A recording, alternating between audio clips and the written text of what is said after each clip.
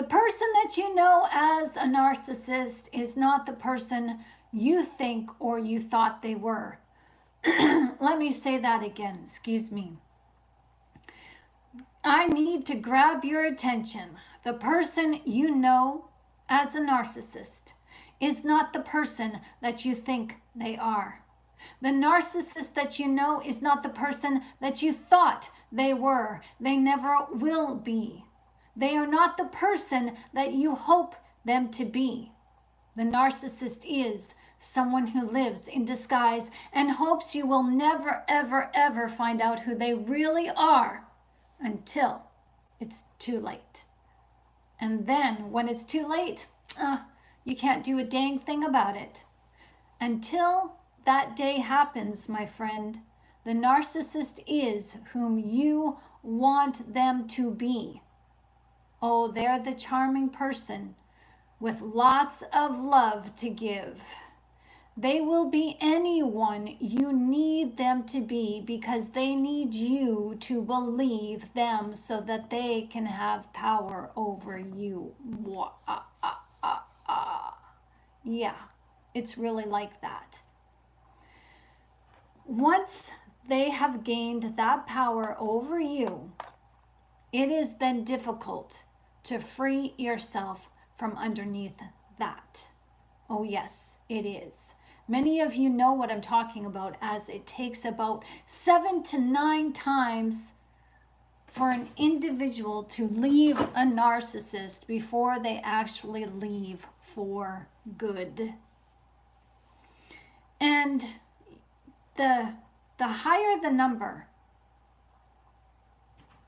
the less likely it is that a person actually gets out alive, unharmed. Do you get my drift? This video is important. You're going to want to stick around for an hour or so. You got time? I got time. If I have time sharing this information with you, you have time to sit down. So sit down. I'm not here to boss you around, but as your sister in arms, this is your little pep talk. Because enough time has gone by. We can no longer placate the narcissist. We can no longer placate our wounded egos. We are, I got to be careful what I say, DYING. Our world is crumbling in front of us. Why? Because of the narcissist. Because many of us walked around silent as the narcissist was able to get away with what they got away with. I left the church because I did not agree with the church. I actually told people, other church members, and people in the congregation actually sent letters of information of what they saw was wrong based on our talking and communicating that this is wrong, this doesn't fall in line with the Bible, this is wrong. And some of us left the church, and I never went back, because that is how we have to take a stand in our lives. Right is right and wrong is wrong. And narcissists are getting away with being wrong because they make believe that they are right. And how they are able to get away with what they be doing is because we are not, well, we don't know any better.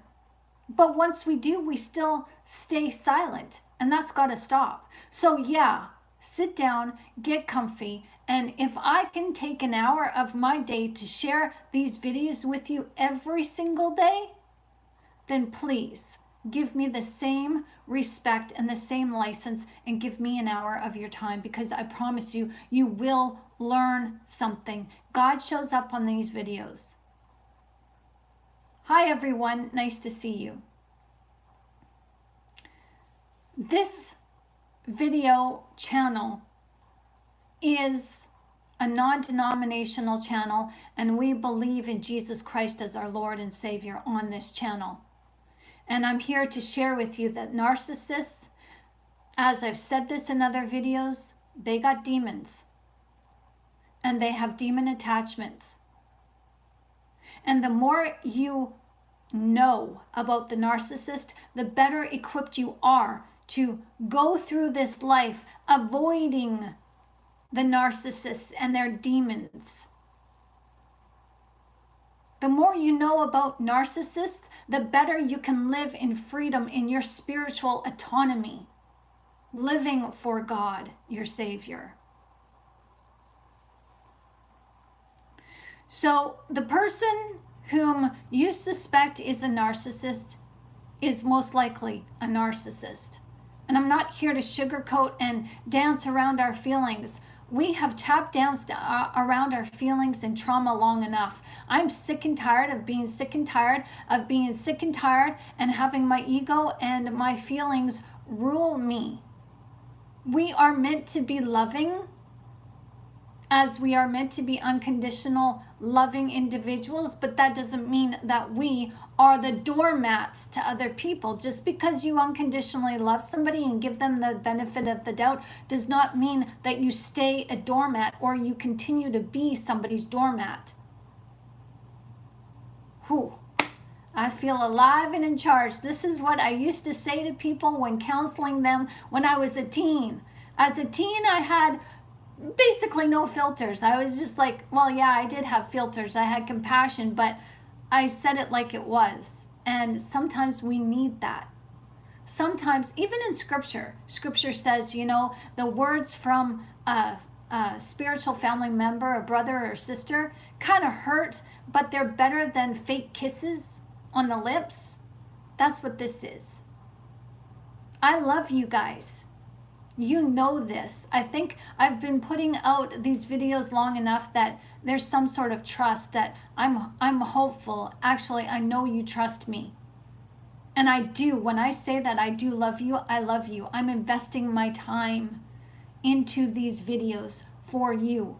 I've already done the lessons. I'm still learning the lessons. I'm still, a work in progress. I don't claim to be right. You take what I say, take it to God in prayer, and I promise you, He will tell you if I'm right or wrong, or if He's speaking through me or not. I promise you that. You are welcome to challenge me. But I challenge the status quo of psychology, because psychology is not helping us heal. Yes, to a point, but we reach an apex where we can't go anymore. And that is dang frustrating. It is frustrating as heck to be stymied in your progress. And yet psychology is saying, well, the narcissist can't be helped. They just get to be who they want to be, and there's no responsibility. So the responsibility is on us, and we got to take back our power. And these video channels like this one and other ones are it. Do your due diligence and take control of your life and love yourself. Show yourself that you love yourself by getting in the know and applying what you know. So the person that you suspect is a narcissist is most likely a narcissist. Don't get too settled or dialed in with that label, because chances are the narcissist that you know is more than just a narcissist. More likely, they are a sociopath or psychopath. And whoever they may be, a psychopath, a sociopath, a Machiavelli, a narcissist, it doesn't really matter, because a narcissist is a narcissist is a narcissist, and they are all twisted as they are preying. They are predators preying upon your empathy, your sympathy, your kindness, your compassion, your God-given human nature. And it's time to put that to an end. So the person that you thought you knew is also the person that everybody sees. Oh, they let it slip who they truly are from time to time, but with you, somehow it's just different. Well, that's because you're close to them. You may see them more often than others.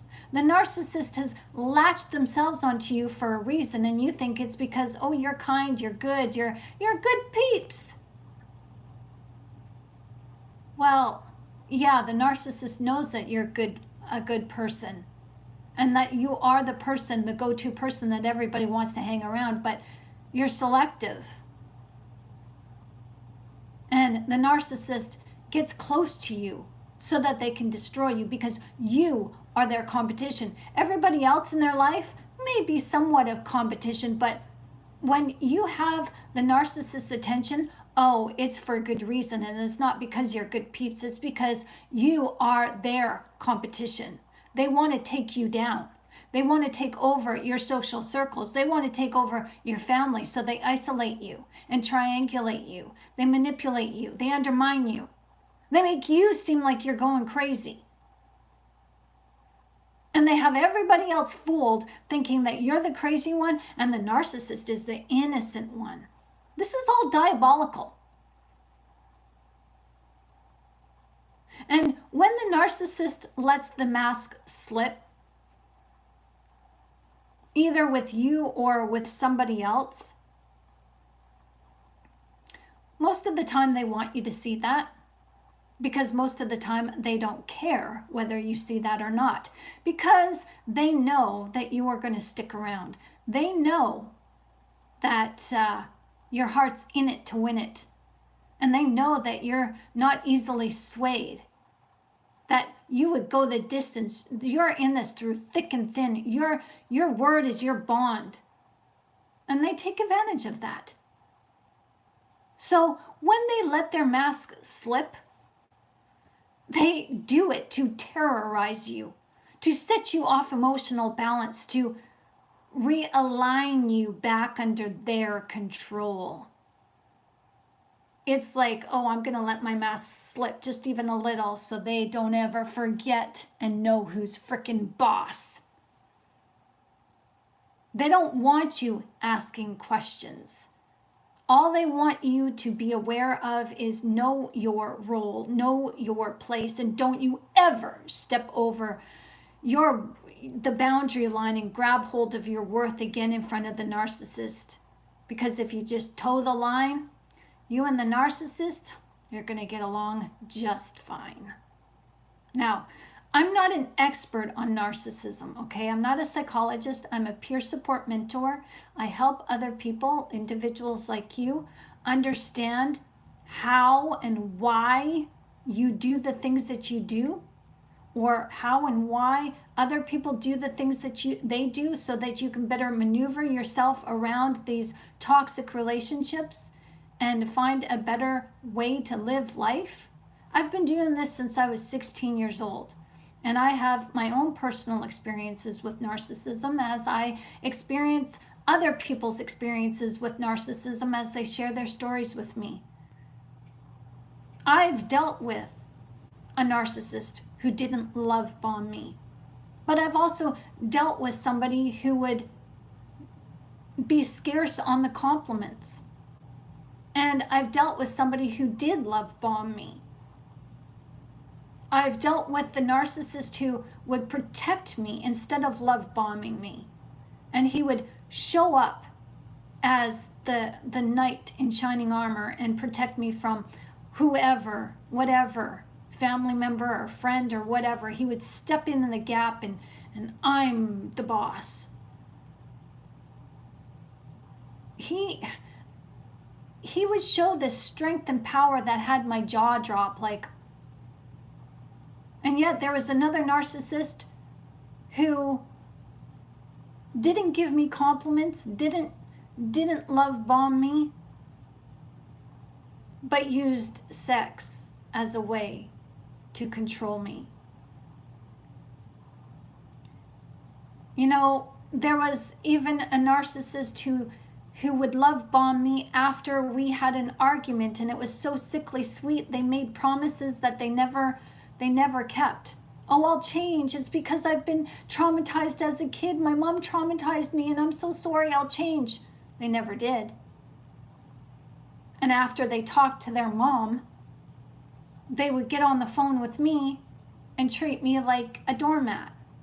And I put up with it until I didn't. So I'm not here to share, oh, I'm an expert. Nobody's an expert on narcissism. We are experiencers, and we're here to help one another. So you're going to see a pattern with your narcissist. Exactly, Bertha. Hi, welcome. Hi, Toxin Tom. Nice to see you. Who else do we got on the channel here today? We have Anfel. Nice to see you. We've got some people, new people on here, so welcome. Nice to see you. And yes, that's right, Bursra. Narcissists don't change. It's just a waste of time. And that's kind of what has me upset a little bit.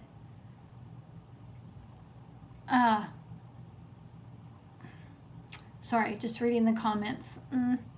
You know, whatever. Anyways, what has me a little bit upset is that we know narcissists can't change. So they are just going to continue to do what they be doing. Because it's like, well, I can't help it. They're the scorpion of this world. You know that fable, that moral, the story. There's a moral of a story that where it has the frog needs to cross the body of water, and it can't swim, and the scorpion comes on and comes to this rescue and says, "I'll crawl on my back. I'll get you to the other side." And the frog says, "But you're a scorpion." "Yeah, but you need saving. I'll save you." Okay, so the frog crawls on the back of the scorpion, and the scorpion gets, starts crawling across the water and swimming across the water, and halfway mark, the scorpion does something that the frog kind of thought, yeah, you will, but I'll trust you because there's nobody else here. Because the frog didn't trust on his own abilities to swim. Frog is an aquatic creature, right? But when the scorpion stung the frog said, "Why did you do that? You told me you wouldn't. You told me you'd get me to safety." And the scorpion said, "Well, I can't help it. It's in my nature." That's a narcissist. "I can't help it. It's in my nature." Burster says, "Nobody understands why we keep staying quiet. My siblings don't. They ask me, 'You're not like that. Why didn't you defend yourself?'"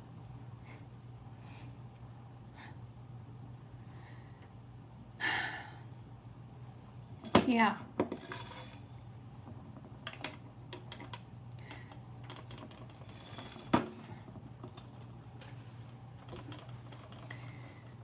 That just unnerves me. Getting emotional. Because you stay silent for your safety. It is really a matter of life and death. And it hurts, exactly, Bursara. It hurts to describe to somebody who does not freaking know and does not get it. And those people are so freaking insensitive. And you just, those people are the flying monkeys. Why don't you just leave? I wouldn't have taken it. Really? Really?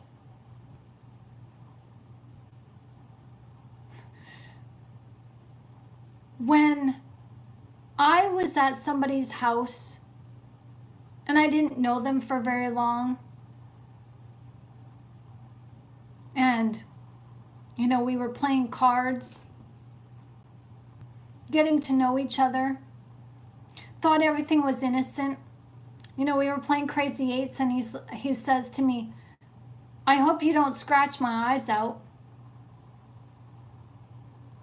I'm like, "What do you mean?"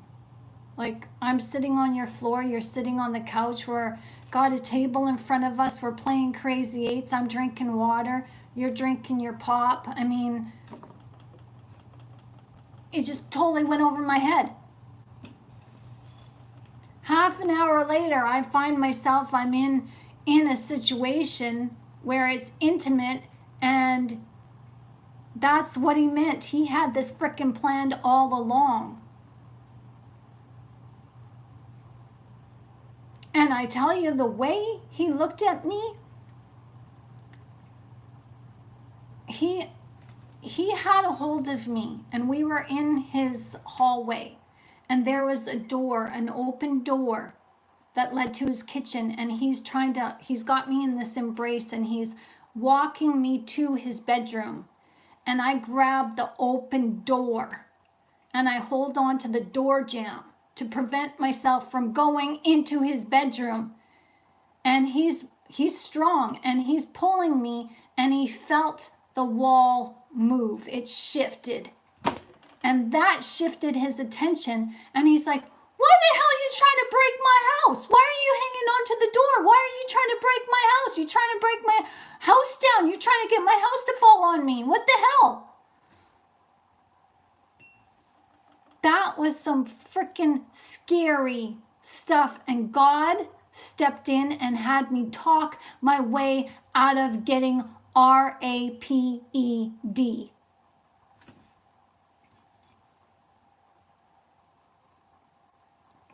Narcissists are unsuspecting.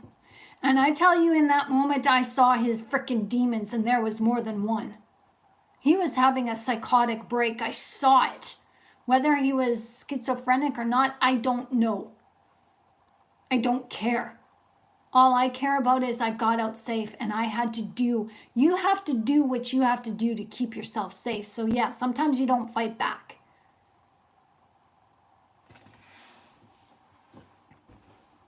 I will never forget that. I hung on to the door jamb to prevent him from carrying me to his bedroom.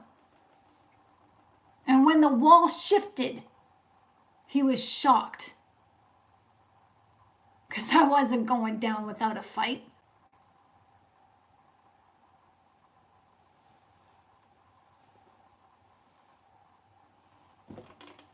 So I'm not an expert. I've just had experience, and I am done experiencing the narcissist. I am done being hooked. I am done having you be undermined and lied to and being victimized. I am done of all of us trying to come together and heal one another and heal the world while these freaking parasites continue to do what they be doing. There is a pattern that we are not yet recognizing. And the only way you're going to see this pattern for what it is when you start becoming self-aware. And that's what this video is for, to help you become self-aware. These people are so vile. Yes, they are, Bursra. They can't just decide for us. Why would we want to sleep with? My ex loved to sleep with me after chaos and make me cry. Yeah. Oh, don't you notice a pattern? After they create mayhem and chaos, they want makeup, sex. And I used to say to my ex-husband, I'm just like, I feel like crap. Why am I going to share my body with you? I don't feel loved. I feel like crap. I feel like this is all my fault, and now you want to love me? Like, no, you're not gonna use me that way. It makes you feel worse, and that's why they do it. Because they know we share our bodies with somebody out of love. That real emotional connection, that real emotional tie that we have to somebody and to ourselves. Giving up your body is ultimately an ultimate show of trust. And the narcissist sets you off balance when they create chaos, and then they say, oh, let's have makeup sex. And you're like, what? but you feel obligated because you're living with them, you're common law, you're married to them. You feel like this is your duty. As the church likes to throw in your face, don't withhold sex, don't withhold from your husband for a while lest the devil get in. Well, the devil's already in there, and that's who you're making love with.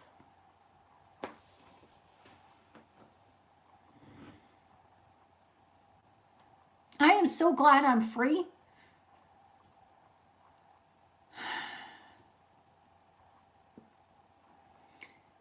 And I'm sorry, but you know, my countenance right now, you're seeing, like, this is warrior mode here. This is where we have to get to, like, oh hell no, not anymore. This is mama bear mode coming out, because I know what it's like. I may not be able to walk in your shoes, but I certainly understand the ways of a narcissist. I've been there. I didn't tell my best friend that I was RAPE'd by the guy who I shared with you on another video recently, that I found out he recently died 6 months after we broke up, where we broke up and he was still stalking me online. I have, you know, I did videos on this channel where he did make comments. And all of a sudden that just got cut off, where, you know, I thought, oh, he moved on. He finally, you know, he's busy. Maybe he moved on, but the stalking quit. No, it quit because he died. And God told me that's what was going to happen. But I didn't tell my best friend, and I told her something happened to me, but I wasn't ready to talk about it. And that kind of put a rift in between our relationship. And I ended the relationship for other reasons, but, you know, I didn't contribute to the health of that relationship. Because I really felt, yeah, okay, I'm going to take responsibility. I put myself in a situation where I thought I could handle it. I wasn't naive to this guy, but I thought I could handle it. I thought I knew enough about narcissism that I could handle it. No.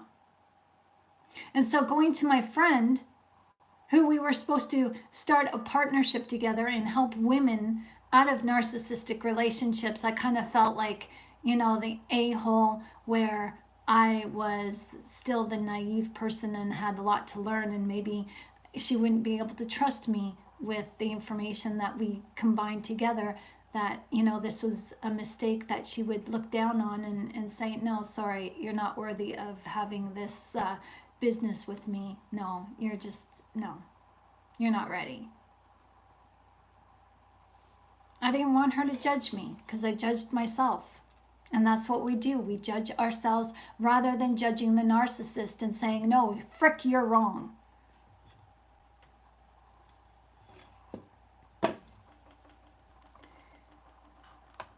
So again, I'm not claiming to be right. I'm claiming my experiences, as we all have a right to believe what we believe. We have a right to know what we know based on our experiences. And just because I haven't experienced what you have experienced, I'm not here to judge, and I'm not here to invalidate what you experienced. You're welcome to share your truth. You're welcome to feel what you feel. I don't want you to deny your feelings. I don't want you to deny your truth, because your experience is your truth. So yeah, me and the narcissists, we go way back, right from my childhood upbringing, from my mom and my dad. And yeah, we've all been there, done that. And the more I study this term called narcissism, I realize from a spiritual perspective that had it not been for God dwelling inside of us and protecting us, we would have been the ones that don't make it out alive. Versus says, you know what I think these past days? I didn't make him treat me bad. He thought I deserved it because I didn't listen to him. Yeah, it's not your fault. It's never your fault. They go into this relationship with you with a motive, a secret hidden agenda that they will never tell you, but it goes right back to their mommy issues. It doesn't matter if it's a male or a female. A narcissist has mommy issues. And they may say, oh yeah, me and my mom, we had the perfect relationship. Bullshit. I call bullshit. That's another lie. The narcissist cannot stand telling the truth. Hi, Global Solidarity. How you doing? One night I dreamed I was walking along the beach with the Lord. Scenes from my life flashed across the sky. I noticed footprints in the sand. Sometimes there were 2 sets of footprints. Other times there was only 1. Big hug. Thank you for sharing that poem. That is so nice. Thank you. Thank you. Thank you. And may you guys feel that. May everyone feel that God is with us, because He is. During the low periods of my life, I could see only 1 set of footprints. So I said, we're going to wait for Global to finish. You promised me, Lord, that you would always walk with me always. Why, when I have needed you most? This is sentimental. It's making me cry. Why have I needed you most? Have you not been there for me? The Lord replied, the time when you have seen only 1 set of footprints, my child, is when I carried you. Thank you, Global. Thank you for that.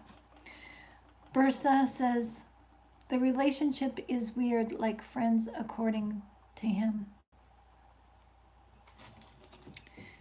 You know, narcissists, they want to control the relationship. They want to control your relationship with them because of their mommy issues that they had, that they could not be in control of when they were young. This is my opinion. You can take it with a grain of salt, but I am convinced from the narcissists that I've met, they have all had mommy issues. I've had mommy issues and daddy issues myself, so I can understand their mommy issues. But one thing I don't hide is the fact that my mom was an alcoholic. My mom was horrible to me. My mom didn't want me. I can understand that. Like I with her alcoholism and stuff, it's not that, you know, it has always been painful for me to bear, but I can accept that and I can admit that and I can talk about it.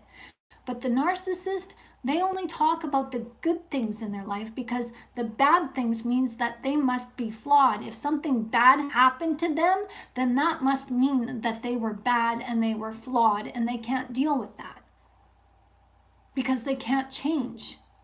They can't self-assess. They only feel shame. And so to avoid feeling shame when talking about what truly happened to them in their past between them and their mothers, they say, oh, we have a good relationship. Like this person who recently died, I asked him about his parents, and both his parents had died, many years back. And he said, I didn't have a good relationship with my mom. It wasn't until she started, dealing with her cancer that we got close. And I didn't probe. I left it at that. And he used his mother. It's like they will protect, especially if their mother is deceased, they will protect their mother till the hilt. Like, you do not say anything bad or imply or suggest or mention her name. It's like their mothers are off limits. No, they never talk bad about their family, and the reason why they prey upon you is because they see you as the mother figure. Whether you're male or female, they see you as the parent who did them dirty in their youth. And so now they get to assert control over you, and you're not allowed to have a say, just like how they were not allowed to have a say in their youth. In their youth, it was go to your room.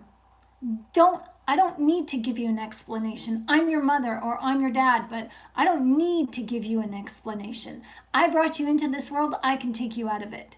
You know, parents are so harsh with their kids, and they say rude things that are sarcastic in jest and meant to scare the bejeebus out of kids. And it does. It makes the child scared of their parents and resent their parents by these toxic things that these parents say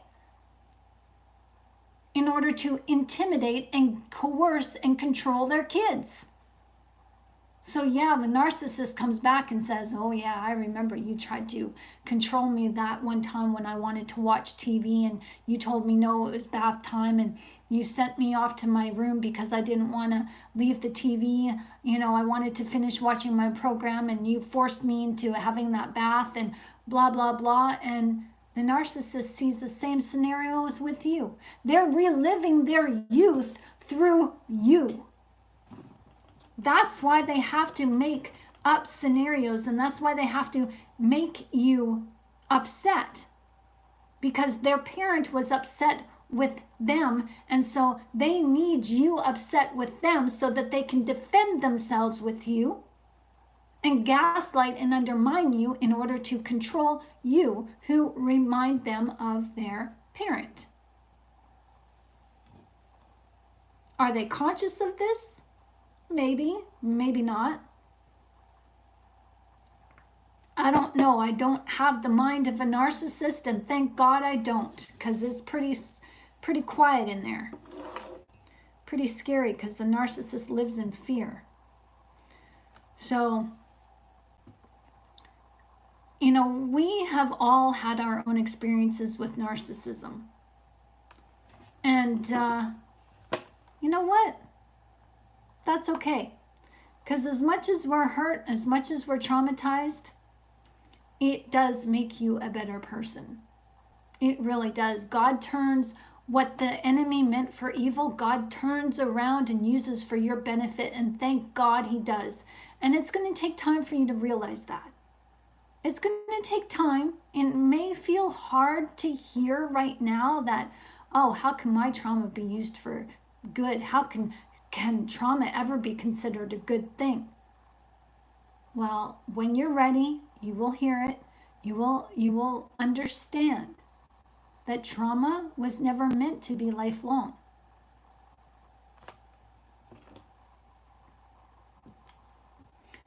Trauma helps you, when you are ready, trauma helps you to learn how to self-actualize, to learn how to depend on yourself. As we talked in yesterday's video and yesterday's live, I shared with you that somehow, for whatever reason, we're not immune to the narcissist, because in our youth, our parents somehow relinquished responsibility over us too soon. We may have shown physical signs that showed that we're mature enough to do things on our own, but just because we're physically mature doesn't mean we're emotionally mature. And so our parents let us go in the way of, let us be more independent of ourselves, or more dependent on ourselves and less independent on them than we should have been. So just because we can walk and we can talk doesn't mean that we're ready to be emotionally separate from our mom and dads. But that's unfortunately what happened. So we were pushed into this world in emotional naivety. We were not yet ready. And so we go and look for the remaining of our lessons, our remaining of our teachings, to help somebody teach us to take responsibility for us because we've been doing it for so long. We just need a break. And we expect that someone will come in and take the reins and take the leadership and take responsibility over us, even just a little, to give us a breather. And what ends up happening is we end up trusting the wrong people to do this. So I'm really convinced that the narcissist, the trauma that they put on us helps us to see how we can turn our eyes inwardly and look at the unconditional love that we give to everybody else.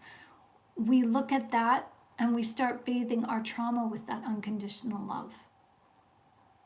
And that's how trauma can help you. Trauma can actually help guide you to yourself, because your parents never were able to guide you to yourself because they stopped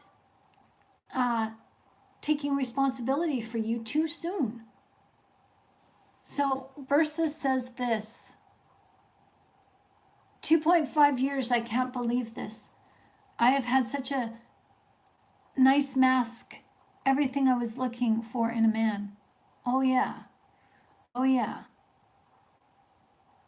Oh yeah, they can give us love and compassion and understanding. Oh yeah, because they mirror you back to you.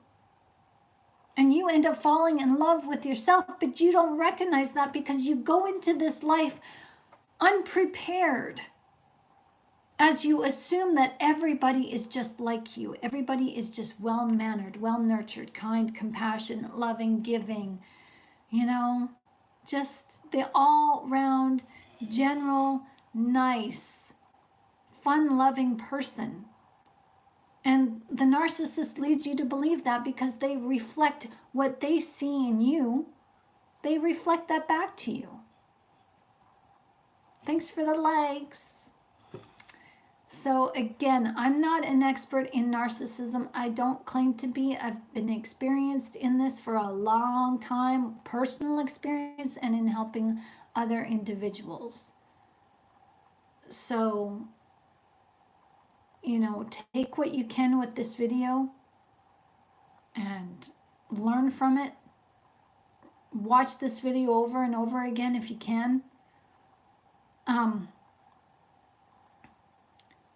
It's really sad that we go back to the narcissist, especially when we haven't learned the quote-unquote lesson.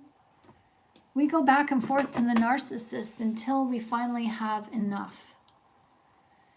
And usually a person goes back on average 7 to 9 times. And by the 9th time, when the person goes back the 9th time, chances are they don't come out. Either they stay or their choice to leave is taken from them as they're unalived. So you can see, and this isn't just this is a statistic from long ago. And if you follow the statistics, this is recorded abuse on domestic abuse. So this is probably, the statistics are probably higher. And psychologists say, oh, there's the psychopath, and there's the sociopath, there's the psychopath. No.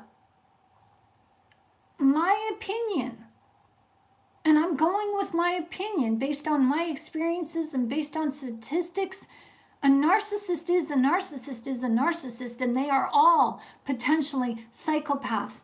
You have, just like a child is born, a newborn, and they develop into their humanity by becoming an infant, from a newborn to an infant to a toddler, to a young child, to a preteen, to a teen, to a young adult, to an adult, to a middle-aged, to an elder.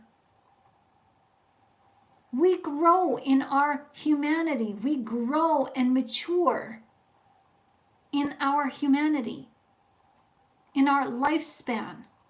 Well, in the narcissist lifespan, there's an emotional maturity that has them as a vulnerable. The baby infantile narcissist is the vulnerable narcissist. They're still dangerous. Oh, are they ever dangerous?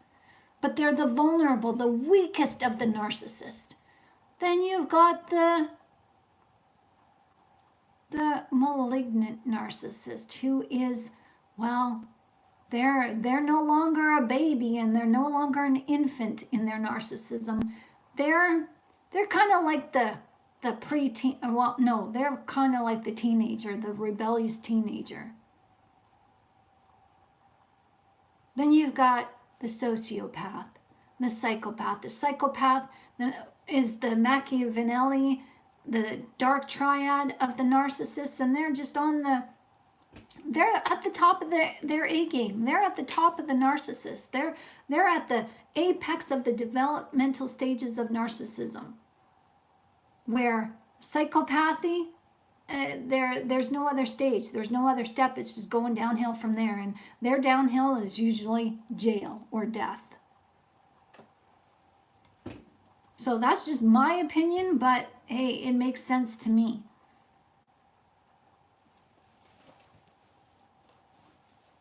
So I've been one of those people who kept taking back the a-hole, the narcissist. I've counseled people who've done the same. I've counseled people who practice self-harming methods just to get through another frickin' day because they're so traumatized by the narcissist. I've counseled people who no longer see beauty in themselves. And they feel no reason to live because the love of their life has taken them down. Because the narcissist has taken away everything from them. Well, I'm here to tell you that narcissists are not human. I will never say that they are. They look human on the outside, but on the inside, they're a totally different individual. They're void of humanity. They dehumanize us because they are dehuman. You can only dehumanize someone if you have the experience of knowing what it feels like to be dehumanized yourself.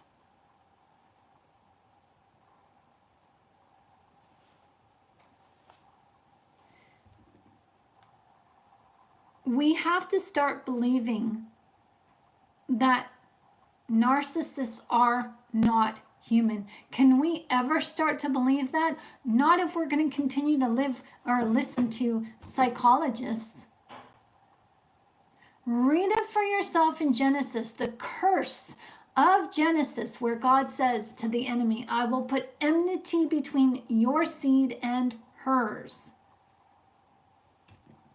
Again, I've said this before. God did not say, I'm going to put enmity between your seed and Adam's seed.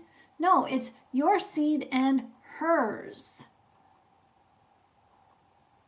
So there is enmity between the woman's children, meaning both female and male. Anyone who believes in Jesus correctly, anyone who has the light inside of them are going to be a victim in some way, shape, or form of the narcissist at any given time of their life. Because that's what this curse is. And the more times you go through this, the more times you start maturing. That's why we fall victims to the narcissist, because we are not yet emotionally mature.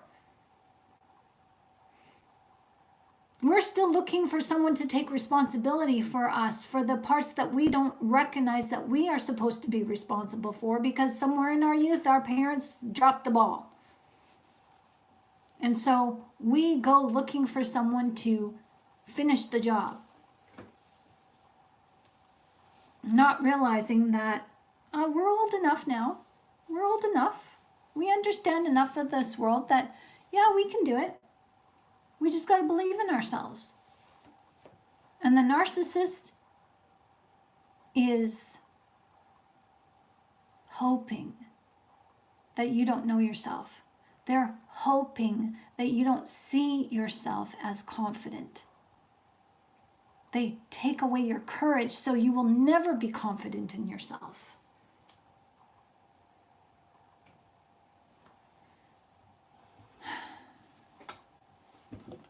Well, Bursra, you are beautiful. You're a beautiful soul. And you know what? Don't worry about the weight. I've gained a little bit of weight too. I used to be really fit and I gained a little bit of weight. But that's okay. I got back on it yesterday and I'm, getting in on it and, getting back at lifting weights again. And I'm, you feel good about yourself. Just take it baby steps. Go for a walk. Go enjoy the nature. Go hug a tree. And that's not condescending. Go actually hug a tree and you will exchange energy and ask the tree, what is it that I need to know about myself that I'm not seeing? Because I guarantee your weight gain is something to do with not just being sedentary. It has everything to do where I had to see this for myself, that when I'm upset, I eat because eating gives me a reason to feel upset. Because when the narcissist was telling me, you're a bitch, you're this, you're that, you think you're a better Christian than me, you think you're this, you think that, I was not responsible for that. But I felt bad. So eating my feels gave me a reason to feel bad as I traded one problem for another. And I gorged myself. I would binge eat and I would gorge myself and I would feel like crap after, and I'd be like with stomach full and I'd be like, oh my gosh, I feel like crap. And God said, well, that's what you want. You wanted to give yourself a reason to feel bad because you're innocent. The narcissist made you feel like garbage, but you're innocent. But you've absorbed that energy, so now you're giving yourself a reason to feel bad by turning to gluttony, by turning yourself over to sin, as gluttony is one of the 7 deadly sins, right? So understand why you eat, understand your eating patterns, and just change it. And how you change it is, no, I love myself, I'm not going to eat that donut. No, I love myself, I'm not going to open the fridge and eat. I'm going to go distract myself with the Bible, or I'm going to go for a walk, or I'm going to find something to do with my hands and do something for me. Maybe go watch some crafting videos online. Thank God for everything. He helped me through this difficult time. Amen. Amen. That's good. Yeah, God is pretty awesome. He's your best friend if you're willing to take him as your best friend. He is there ready to step in and take over. So the narcissist, well, I'm here to tell you, as you probably already know this yourself, that the narcissist is manipulative, as they hook you with their charm and intelligence, as these are human traits that they use, they mirror back to you to fool you, to lead you to believe that who you are interacting with on a friendly basis, establishing rapport, has nothing but good intentions for you. They have a spiritual way of enrapturing you with their presence, and you feel at ease in their company.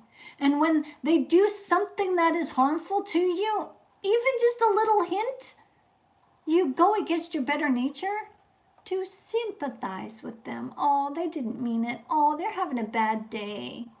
Oh, they're not that bad. This isn't who they normally are.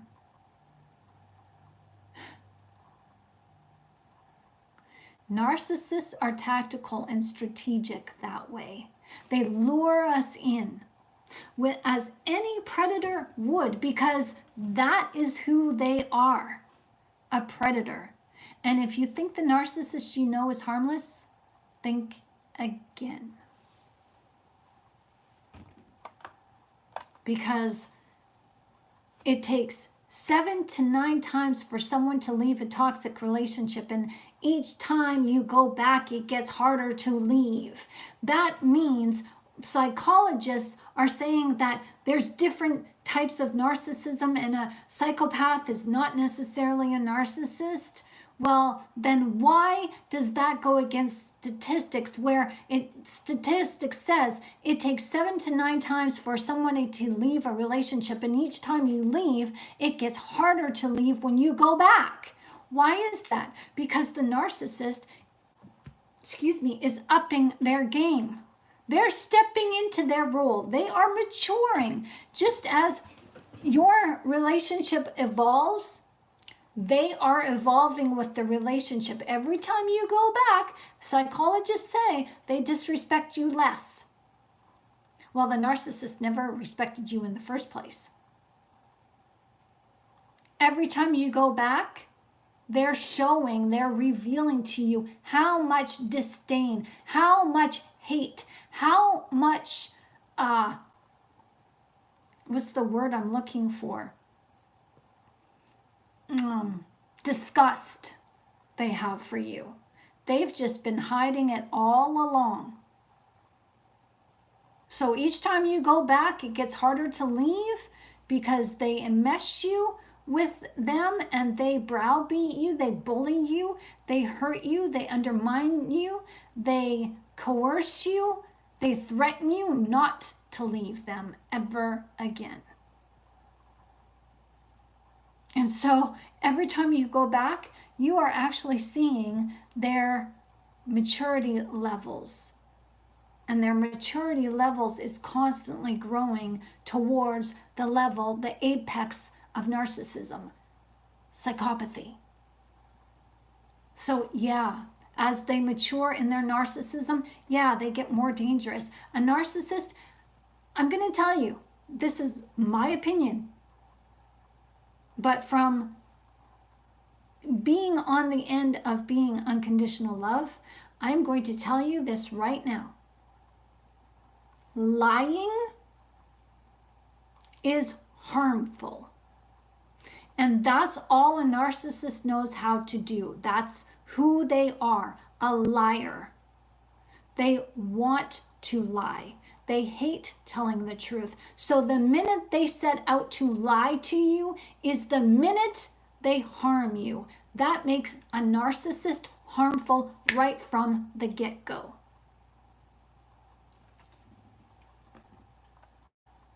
It's difficult to know that a narcissist is victimizing you because you seemingly aren't being harmed with that lie. Yeah, until that lie gets found out. You are being harmed with that lie. The minute that they put on the superficial charm and mirror you back to you, well, that's a lie. And lies are told in order to preserve self. The narcissist is self-motivated, and anyone who is motivated to preserve themselves at the cost of your own emotional and physical safety is harmful right from the word. Hello. The narcissist is cunning and skilled, and their cunningness was built upon a foundation that was formed either in the womb or in their childhood home. They have a childhood that you will never know about. This childhood that they have memory of, that they're fixated on. They're fixated on in the past. They haven't matured out of the past. This is why they can't self-actualize, because they can't live in the moment. Hi, Garden of Love. Nice to see you. Welcome. Oh, it's so good to see you. How are you? So the narcissist, they will never let you in on their little secret. And we know that they are stunted children in an adult's body. Literally, I've done some research on this, that their brain, think of the narcissist as a feral child. If you have researched the feral child, you know that the feral child who has lived from a time of at least 2 to 5 years old out in the wilderness being raised by wild animals, they are wild in nature.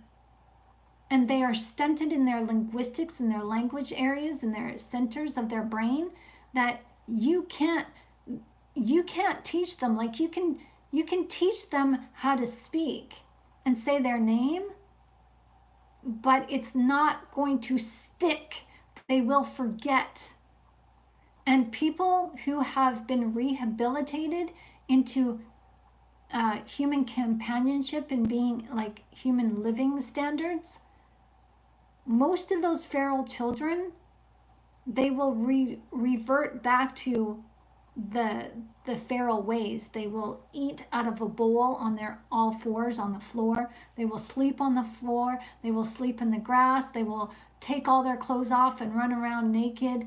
I mean, they will learn primitive words like me, I, you, water, bed, sleep, but they won't be able to form coherent sentences, and they'll go back to grunting and growling as their form of communication.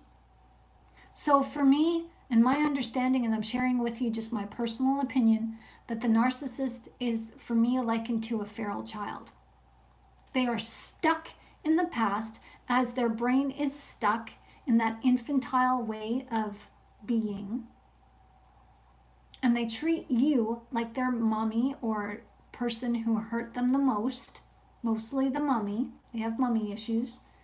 And they see you not as who you are, but how they want you to see, how they want to see you, as they identify you as the problem person who hurt them in their childhood. So they're just reliving their childhood through you. They have a childhood where their behavior either went ignored, or their behavior existed under the radar, or they were punished for being rebellious and not listening. So the narcissist knows how to hide themselves well and play pretend, as they learned how to do that really well in their childhood home in order to prevent from getting in trouble. They knew how to hide themselves in their childhood home in order to control how their parents treated them. Oh, I'm glad you're fine, Garden of Love. That's good to hear. I'm glad. Is everybody safe from these storms and stuff going on in the United States and all over the world? These storms and fires and, you know, like, God, please keep everybody safe. That's my prayer for right now. God, please watch over everyone and feed and clothe and shelter everyone and keep them safe and healthy. Thank you, Lord. So, yeah, so the narcissist is, they understand what normal behavior is in society. And they understand and they know very well what is acceptable behavior and what isn't. And just because they understand what is acceptable behavior doesn't mean that they will agree, doesn't mean they have to agree. So the narcissist is a chameleon. They blend in with their environment. If you like strawberries, oh, suddenly they like strawberries. If you like gardening, oh, they love gardening too. If you have a great relationship with your mom or your parents, oh, guess what? They have a great relationship with their mom and their parents too. The narcissist takes on an unassuming appearance, but just because they mimic our likes and dislikes, and just because they are able to mirror what the majority of society does or values, doesn't mean that they are one with society. Like I said before, a lamb who hangs with a goat eventually will come to identify themselves as a goat, but it doesn't mean that they are a goat. Okay, so here we have in this life, we are the sheep. The narcissist is the goat. The goat is a psychopath. eventually. They are a sociopath eventually.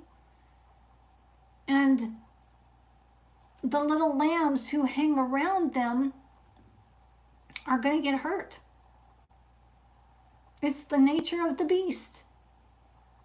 The goats know how to act like a lamb, but they know, as they will never identify with the lamb. The lamb, though we pretend, even though they don't look like us, they look like us by their behavior because they're mirroring us, but because we've never looked at ourselves in the mirror, as God says, you know, a double-minded man looks in the mirror and walks away and forgets what he looks like. That's us, sorry to say. It's because we're immature.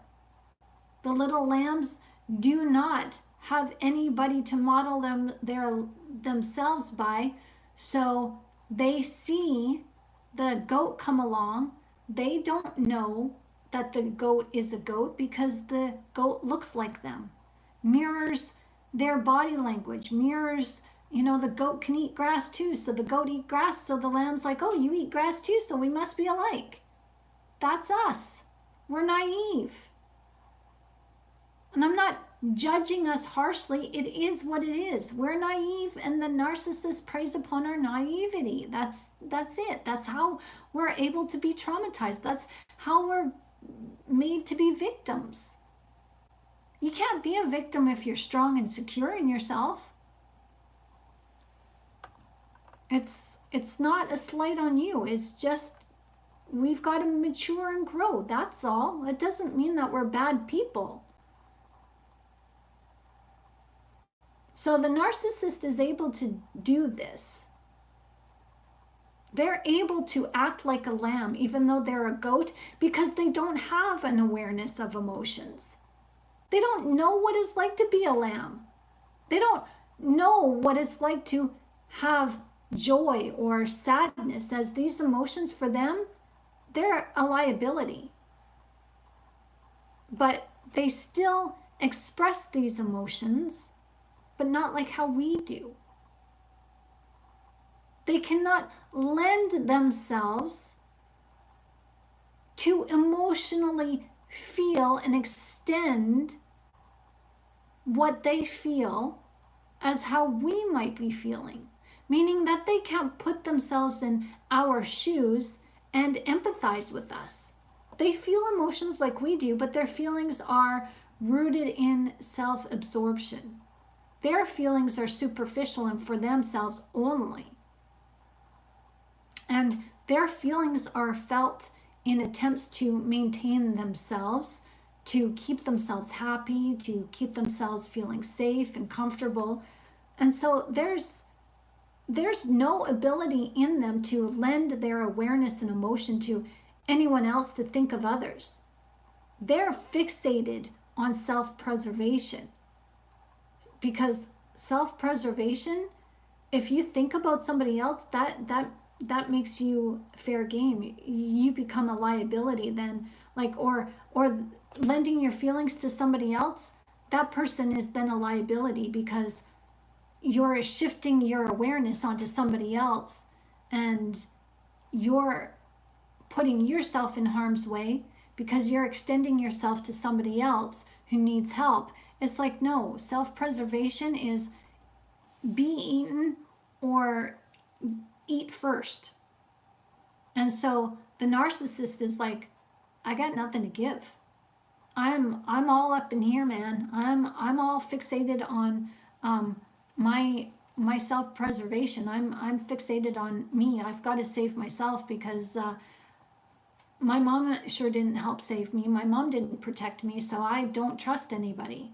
And I'm sure not going to trust the empathetic person over there who needs my compassion. No, there's another snake coming along. There's a scorpion coming along. There's a bull coming along. Too bad, so sad. I'm out of here. Bye. You're on your own, kiddo. That's the way the narcissist is. There's no ability to lend their awareness and emotion to anyone else to think of anybody else. Self-preservation is only focused on number one. That's it. When one is focused on saving themselves, they will save themselves. They cannot focus on saving anybody else. Because if it's you or me in a sinking ship, it will be me who saves myself, not you. And I will force you to help me, save me, because I need my life to be saved in order to exist. That's how the narcissist operates. That's how they think. So when you're with the narcissist, there is no we. There is no us. There is no team, because there's no I in team. Oh, there's I in island, and the narcissist demands that you be trapped alone on that island with them so that you can help preserve their life. To care about anyone else in self-preservation mode is a liability for the narcissist. They don't know how to save themselves. And so they certainly don't know how to save you and themselves at the same time. They can't, it's not in them. And it's nothing personal, but we take it as it is because they make it personal. Oh, they make it personal. And you can't just tell a narcissist or a psychopath or a sociopath to stop. Stop hurting me. Stop doing this. You can't use your words, nor can you use your words and emotions combined to say, hey, stop, you're hurting me. Stopping a narcissist does not work because the minute you fight back, that's when they fight harder, whether it's in an argument or a physical attack against your being. When you start fighting back, that's when they're like, oh, hell no, and they'll fight back harder.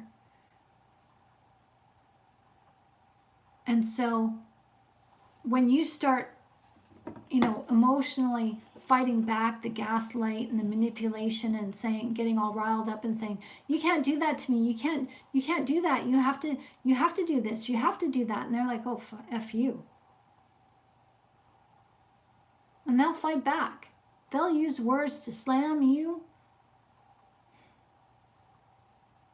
Stopping a narcissist does not work.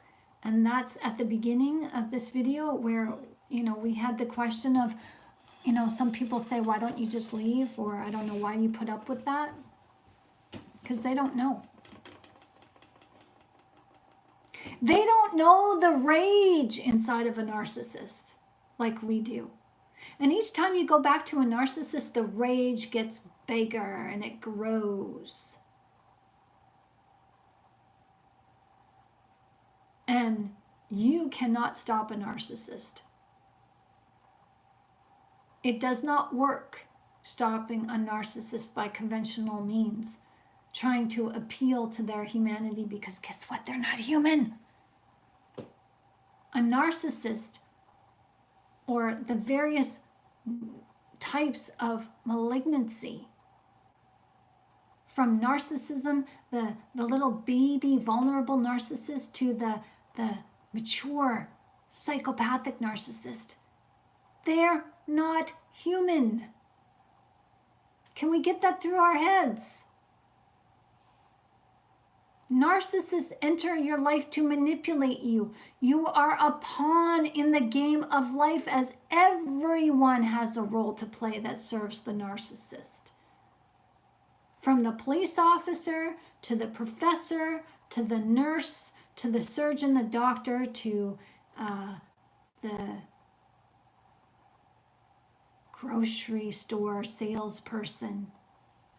Everybody in this life exists to serve the narcissist in some capacity. That's it. And the narcissist preys on people who are widows, who are divorced, and who are single parents. Because we're easy marks to them. Why? Because we're all looking for love and a dedicated life partner, and we made mistakes before, so we're going to try our best and try harder not to make those same mistakes again. And so the narcissist is convinced as, yeah, we probably will. We'll endure more crap the second time around than we did the first, because we want to make it right. We want to do right. We want to right the wrongs.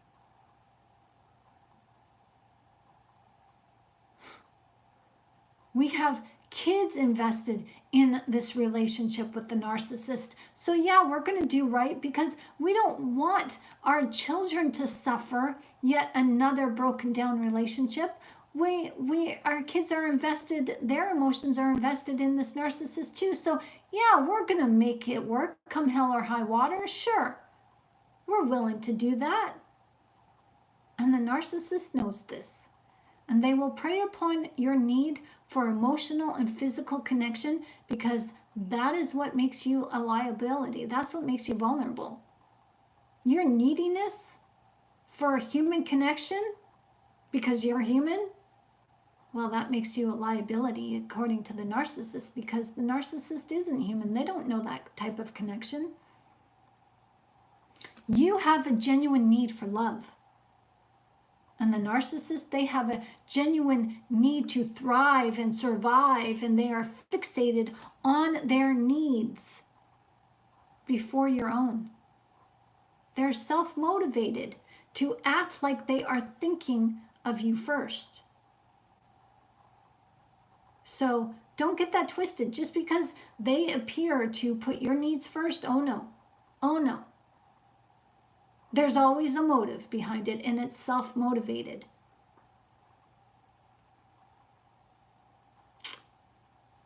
They help you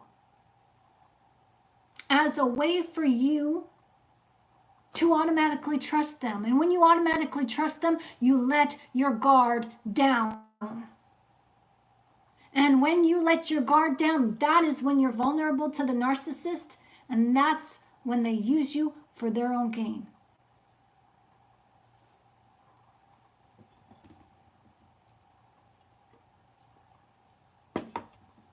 Narcissists are rooted in fight or flight or sexual promiscuity, sexual prowess, because sexuality gives them power.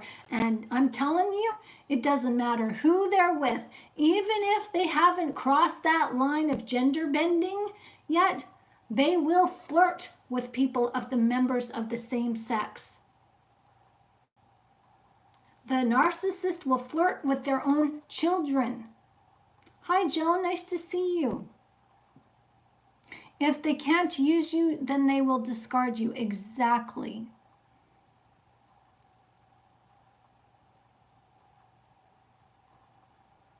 I'm just reading some of the comments. Garden of Love says that when we were talking about the goats and sheep, they said, this reminds me of the wolf and the 7 sheeps.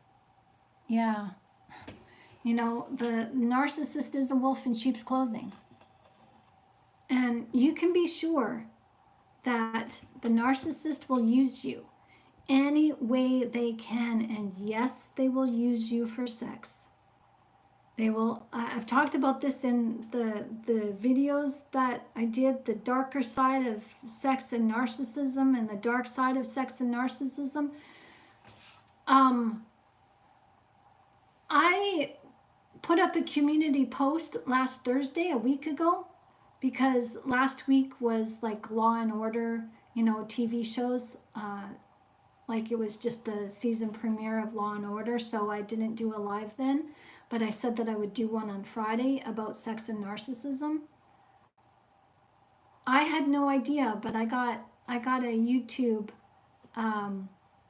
alert in my email saying that they suspended my channel and I would not be able to start a new one. Like I was permanently banned.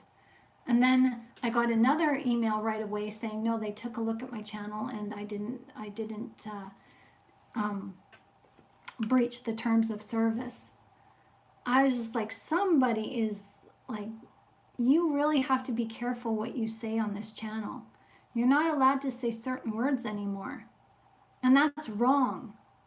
Because sometimes we need to say certain words because we have to bring attention to what is happening to us. As the predators, that's what it is. It's the predators are using the freedom of speech as a workaround, as we are held responsible for the things that we say because we hurt the narcissist. But yet, as I said at the beginning of this video, as I was like, I'm mad. Well, not mad, but just, it's mama bear coming out. That the narcissist does not have to take responsibility because they can't. So the responsibility is on us. And that's what we're seeing. We can't talk about our trauma in a real honest fashion and talk about suicide or sexual abuse. Because no, that brings attention to, the bad guys, and we got to protect them because they're people too. No, what about us? We are the humans. They dehumanize us. And the only way we're going to heal is when we get honest with ourselves, honest with each other, to say, hey, no, you lack empathy, person, Mr. or Mrs. Narcissist. You're not a human. You may be a person, but you're not a human. You're not my type. You're not, no, you're not going to hang with me. So I just wanted to share that with you.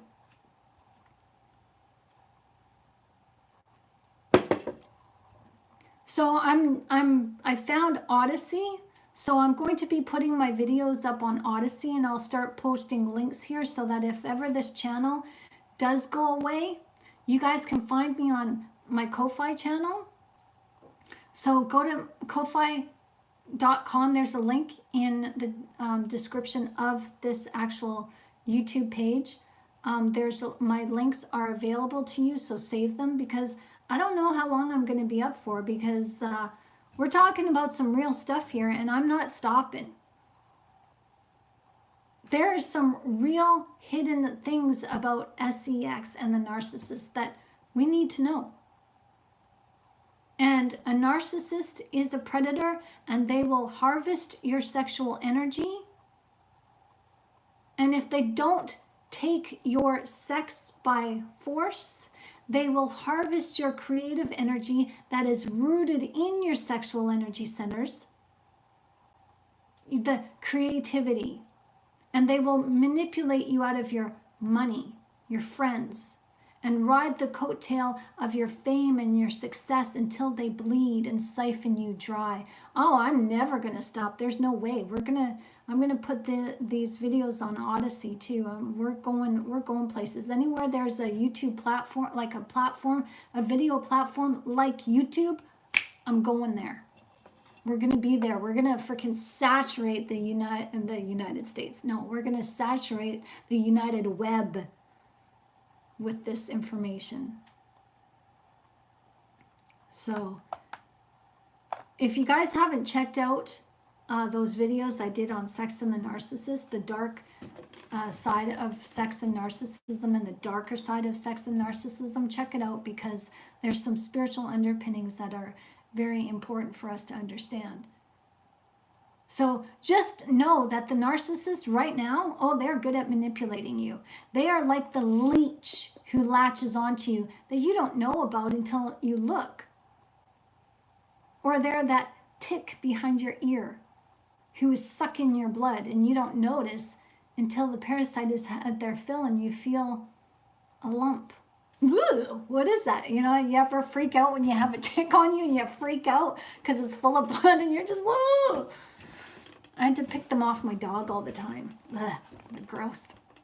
So, but, the narcissist, they tell you everything that they know you want to hear, and they are always lying to you. Even when it seems like they are being truthful, because they're always hiding their true motive from you. They only tell you the truth if it benefits them. Am I saying things that you already know? Good, because you need to know this until you know this like the back of your hand, so that you are never, ever harmed by a narcissist again.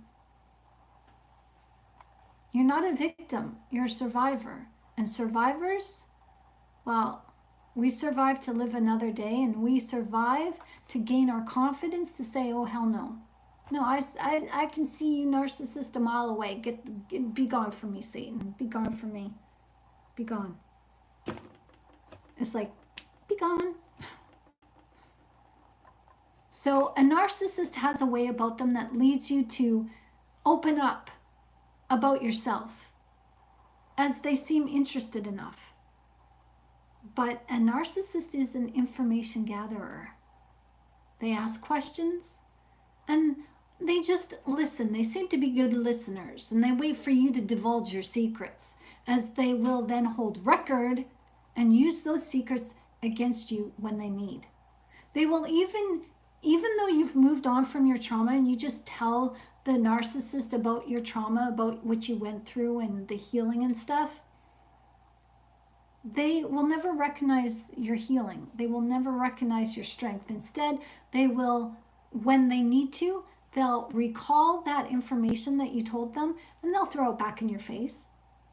Or they'll say, oh yeah, you and me are just alike, we're alike in this way that, both you and I are still struggling in our traumas with our mothers, or we're still struggling in our trauma in this way.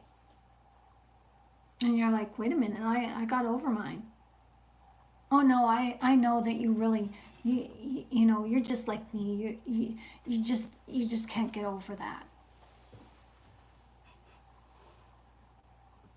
They will throw secrets back at you and undermine your healing to make you feel guilt and shame all over again in attempts to disarm you of your confidence of yourself, so that you will become discouraged and no longer engage in standing up for yourself against them. And I'm telling you, it's very difficult to stand against them.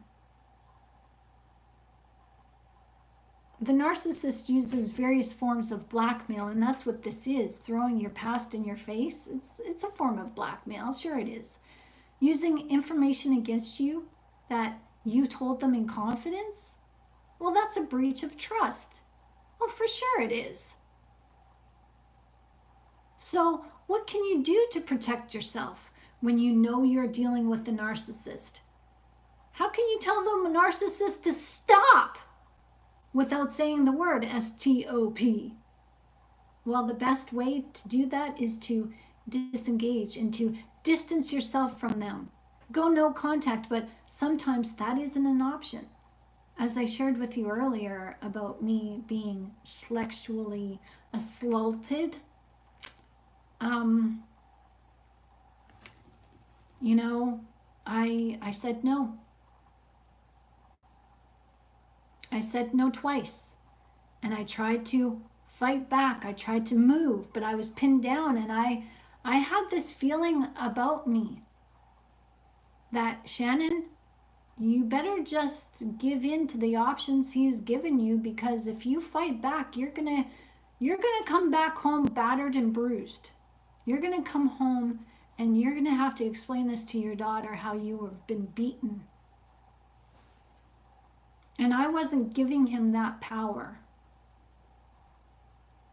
I felt like, even though it was disturbing, I felt like I took back my power and I got out safe because I recognized it was just sex for him. So I reeled back my feelings and let it happen after I said no, and I tried to fight back, and that wasn't working. I knew I wasn't leaving there not having sex with him. That's how I felt. So you have to do what you have to do to keep yourself safe.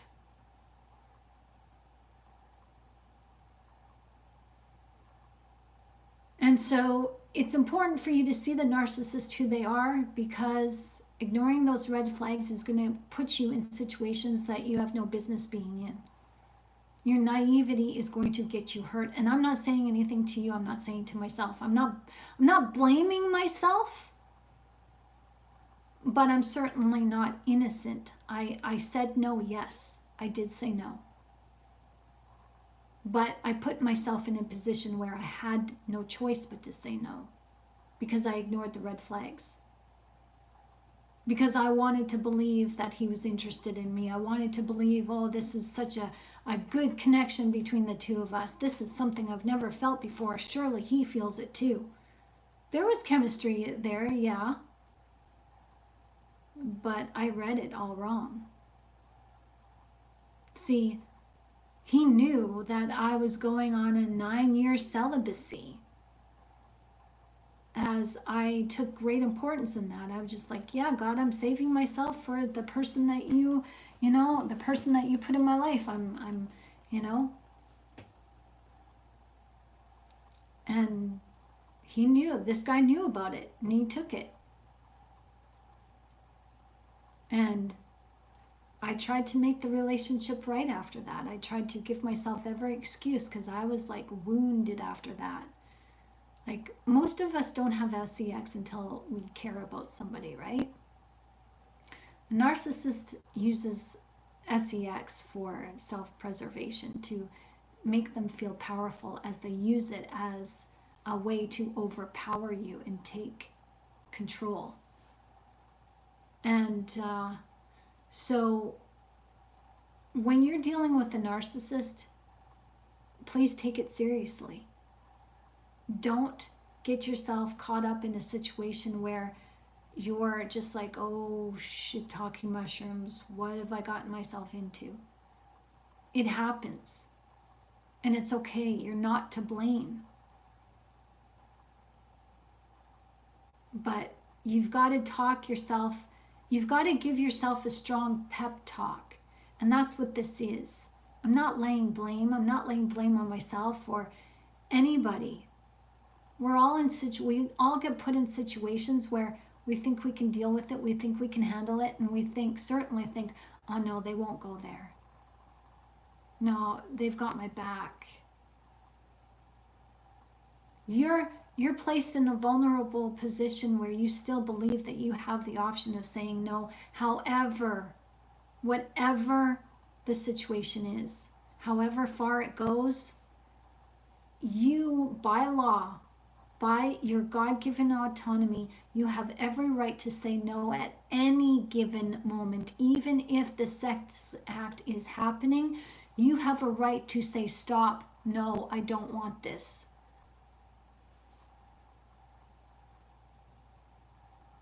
And the narcissist puts you in a vulnerable position on purpose. And that's what he did. He led me to believe that he was enjoying the chemistry, which put my defenses down. So the best way, when you know you're dealing with a narcissist, whether it's in a job setting, a platonic setting, a relationship setting, when you know that your emotions are being used, disengage and distance yourself emotionally and physically from them.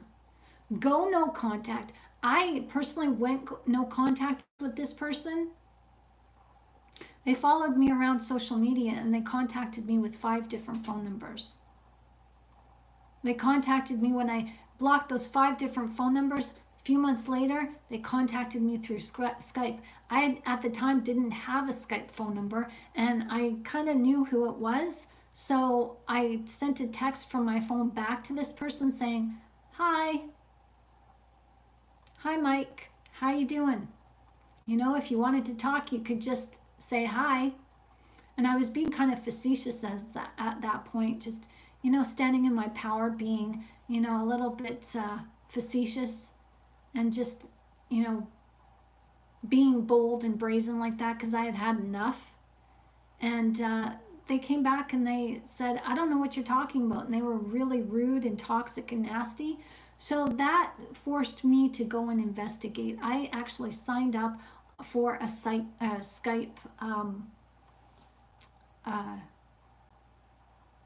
a Skype, whatever you call it, an account, a Skype account.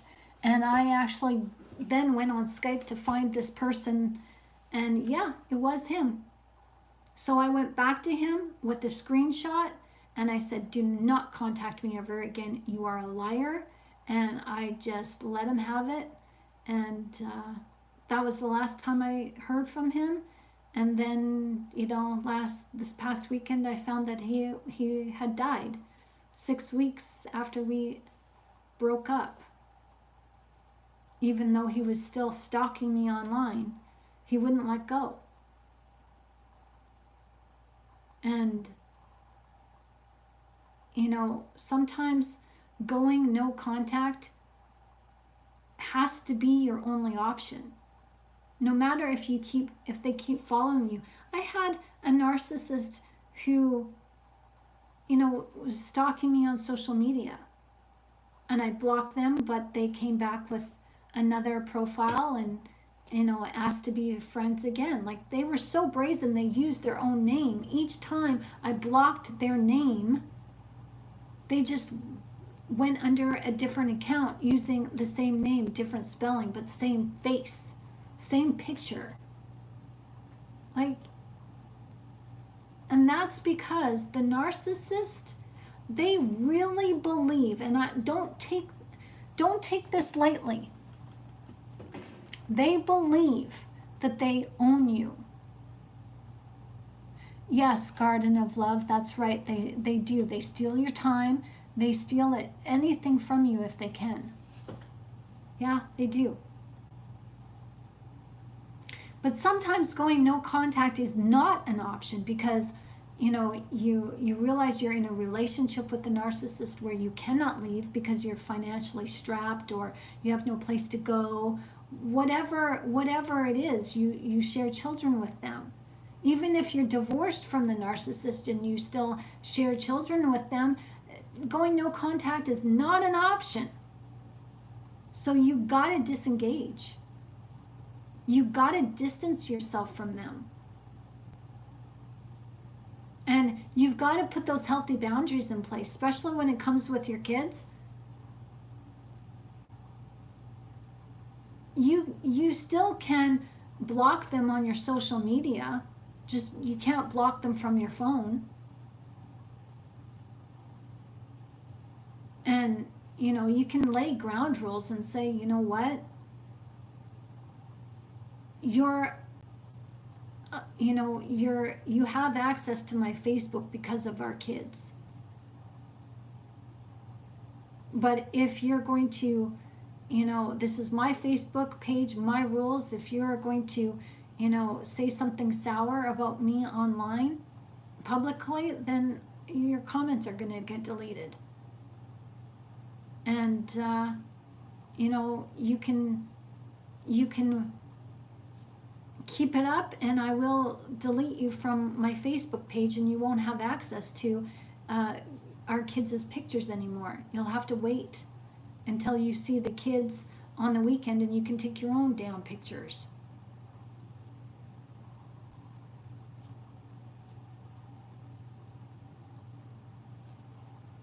It's extremely difficult being in a situation with the narcissist when you're forced by their coercion, but then when you find out who they are and you're forced to deal with them for lifelong because of your kids or because for however long you're dependent on them because you share a house and you're isolated from your family and your friends and work and you're dependent on them for money and for whatever reasons. It sucks. I've been there. And it's not fun. And the more you realize who they are, their presence just makes you want to vomit because you can no longer stomach them. Well, all I can say to that is thank God you understand. All I can say to that is thank God you understand who now you're dealing with. You're dealing with a person who is, well, putting it not nice, is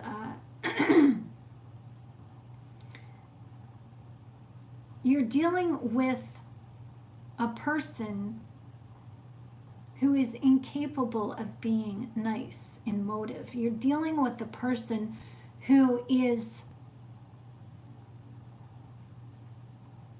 the devil's son or the devil's daughter. They're a hellhound.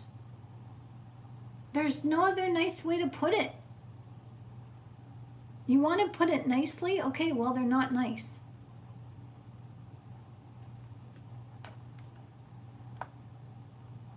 Let me see. I lost my spot here.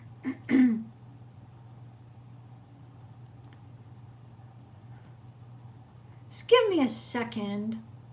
Lost my spot. Because we're going to talk about how you can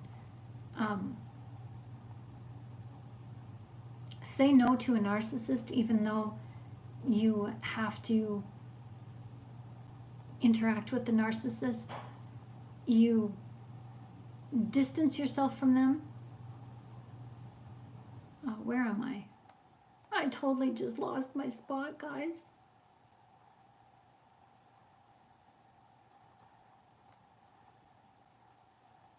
Okay.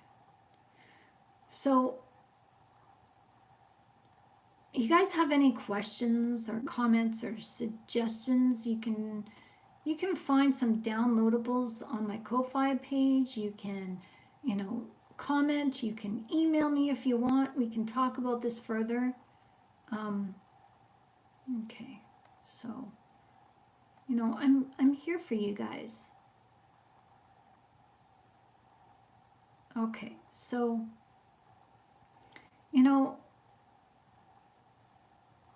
understanding that the narcissist is a child in an adult body, you will understand that, okay, don't expect too much from them.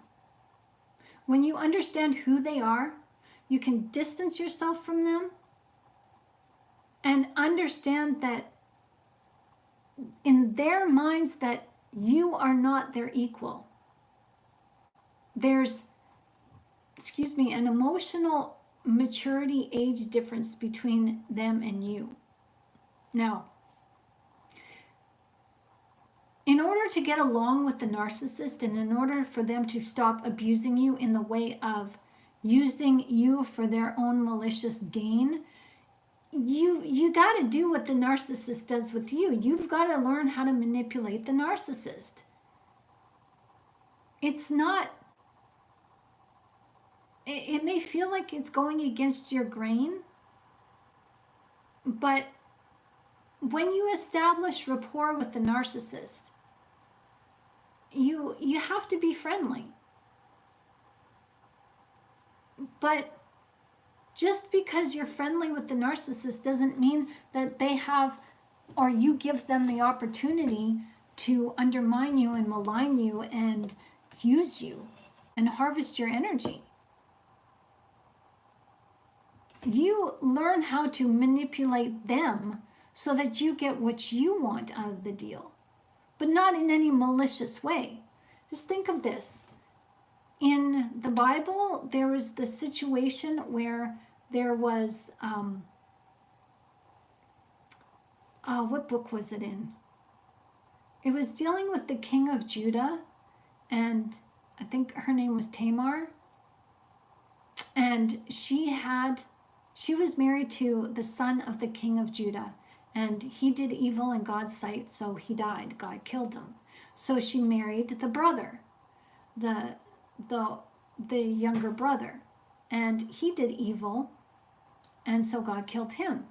So there was another brother who Tamar married, and the Hebrew custom was that these marriages were to give Tamar children in the name of her first husband. So the third husband that she married, the third brother, he did not he did the deed with her, but he didn't create a child with her. And he didn't conceive with her. And God killed him. And so then there was a young child, a fourth child, but he was too young. So she had to wait until he was of age. But the king thought, okay, this woman is the Black Widow. She's responsible for the reasons why all my sons are dying when they marry her. So I know she's betrothed to my young son, but how can I put this off? I don't want to give my young son away from her, away to her, because he'll die. So Tamar was patient and waited and waited and waited, and she was a widow. 3 times she was a widow.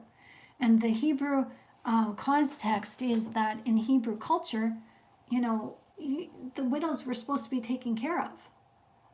And she was left out of her promise because the king was not living up to his promise, so she tricked him. She tricked the king, and she presented herself to the king as a prostitute. She just veiled herself, veiled her face, and the king had sex with her. She got pregnant by him, and in order to prove her pregnancy was legitimate by him, before she got, after she met the king and had sex with him, she asked for his staff and scepter. And he gave it to her. And so when she was pregnant, she had proof to say, I'm pregnant with your child. Here are the items you gave me. And so he made good on his promise, and he took care of her because she was now his wife. So why I was telling you that story is that Tamar manipulated the king, and she ended up having the king give the rod and the scepter, the 2 things that proved that this man was king.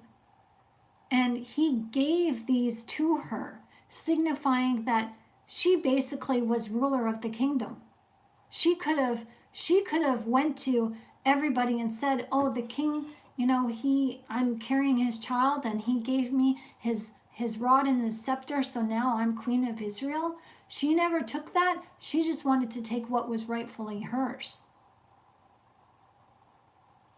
So you see that, people, we can manipulate our way back into the promise. We can manipulate our way back into getting what we want, so long as we take only what we need and what legitimately is rightfully ours. So the narcissist takes from us what is not legitimately theirs. So we can manipulate the manipulator in order to legitimately take back what is ours, what belongs to us. So if you need the narcissist to trust you, and most oftentimes you do, most oftentimes you're in a situation where you do need the narcissist to trust you, whether it be in work or a relationship that you can't get out of, you're stuck in, you need them to trust you. So you get them to trust you by you being yourself while remaining not being blind to knowing who they are. You never forget who you're dealing with. You never forget that you're dealing with a narcissist and they're harmful, so you watch your back. But you get them to trust you. I've done this. I've had, a narcissist tell me some of their deepest, darkest secrets because I've said, it's okay. If you want to tell me, that's fine. You don't. I'm not going to push you, but I'm not going to judge you either. I promise you I won't judge you. And they ended up telling me their deepest, darkest secrets, and I didn't judge them. But it let me know I did that so I could really know who I was really dealing with. Never forget that you are dealing with a narcissist and they are harmful, and those deepest, darkest secrets that they tell you will let you know that they're harmful. Their potential for serious harm is always lingering. Every time you go back to the narcissist, their diabolical ways, the seriousness of the situation gets more dire and dire every time you go back. So when you know that you're dealing with a narcissist, you can manipulate them by not enmeshing yourself with them. Don't give your emotions to them. Disengage your feelings. Reel those feelings in by being honest with yourself. When you're in the company of a narcissist, when you share a relationship with them, always be aware that what they do is focused on preservation of self. That means you cannot trust them when their motives are root-bound in seeing to their safety over yours. So in order to keep yourself safe, you must take self-preservation methods of your own. Keep your heart close to your chest. Trust your judgment. Shorten your engagement with them. Never ever allow yourself to be real and honest with the narcissist. Don't lie, but don't share who you are with them either. Don't give them any ammunition to use against you later. Keep your conversations short and sweet, direct and to the point. Opening up to a narcissist always proves to be hurtful for you in the end. So remaining in control of your person to keep yourself safe is what it means to hold onto your own personal power. You are manipulating the manipulator because you have to watch your own back because they will not watch your back. And I can say never turn your back on a narcissist ever. The narcissist, they are confrontational and they need their ego stroked. So what's it to you if you disengage your feelings and you stroke the ego of a narcissist? What's it going to cost you? I know it's icky, but you know, if you can lead them to be happy instead of engaging you in an argument, you get what you want. It's a win-win. You do what you have to do to stay safe. You play the game. You play their game. You follow their lead. Oh, this narcissist, you know, when he was stalking me and before we would break up and I knew who he was, you know, he would make a plan with me and then break it off. So that's what I started doing. I'd make a plan with him and then I'd break it off. And he got really mad.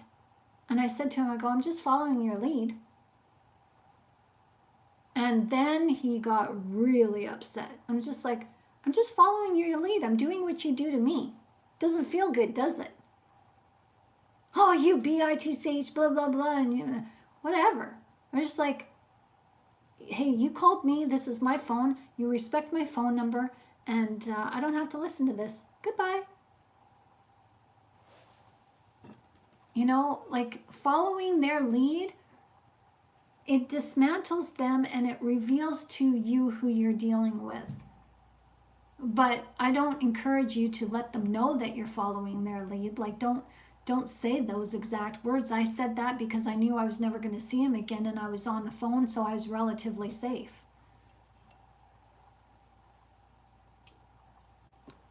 Or so I thought.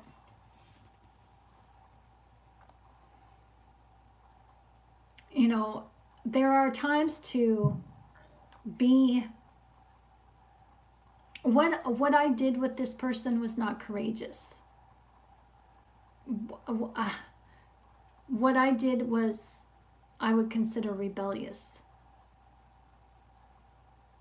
And yeah, I thank God I was safe, but yeah, my antics, yeah, I put myself in harm's way. If I would have said and done this in front of that narcissist, I would have been hurt. Oh yeah. They said some things to me on the phone that let me know that if I was in front of them, yeah, I would be getting hurt. So, And I didn't know this. Like at the beginning of the, meeting them and establishing a friendship, I never saw any of this. Never saw any of this. So you don't know the narcissist and you never will. And so my advice, don't get involved in a narcissist. Even if you're on a dating app or you're intending to date somebody, don't go full in until at least a year. And even then you don't know somebody. But watch, like make it a year to see consistent effort, whether that be positive or negative. See the consistent effort. And a year gives you guys enough time when you're living apart from each other and you've got your own different lives. You've got your family, your jobs, you've got your own personal life to live outside of the other person. A year gives you guys enough time to really say, okay, I think we better step it up a notch because I'm really enjoying your company and I like you and I'm seeing consistent positive behavior from you and you treat me well and I treat you well and we're getting along good. Our family members like each other. My best friend likes you. All of that comes into play. But the narcissist just wants to meet you and get involved after 2 weeks of talking to you on the phone and seeing you a time and, now and again, and they say, I think we should go exclusive. What do you think? I really like you. I want to go exclusive.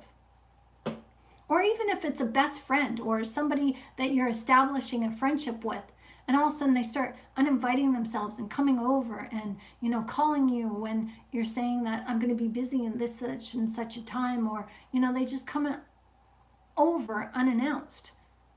And they force themselves on you. That's what a narcissist does, is they force themselves on you and they don't give you time to really figure out what it is you want and what you see that is benefit and what you see from them that is potentially dangerous.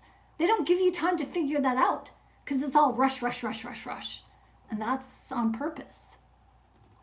So never take your attention off your safety. If somebody doesn't want to wait for you, whether you make a decision to get into a relationship, a partnership, whether that be, strictly platonic or romantic, it doesn't matter.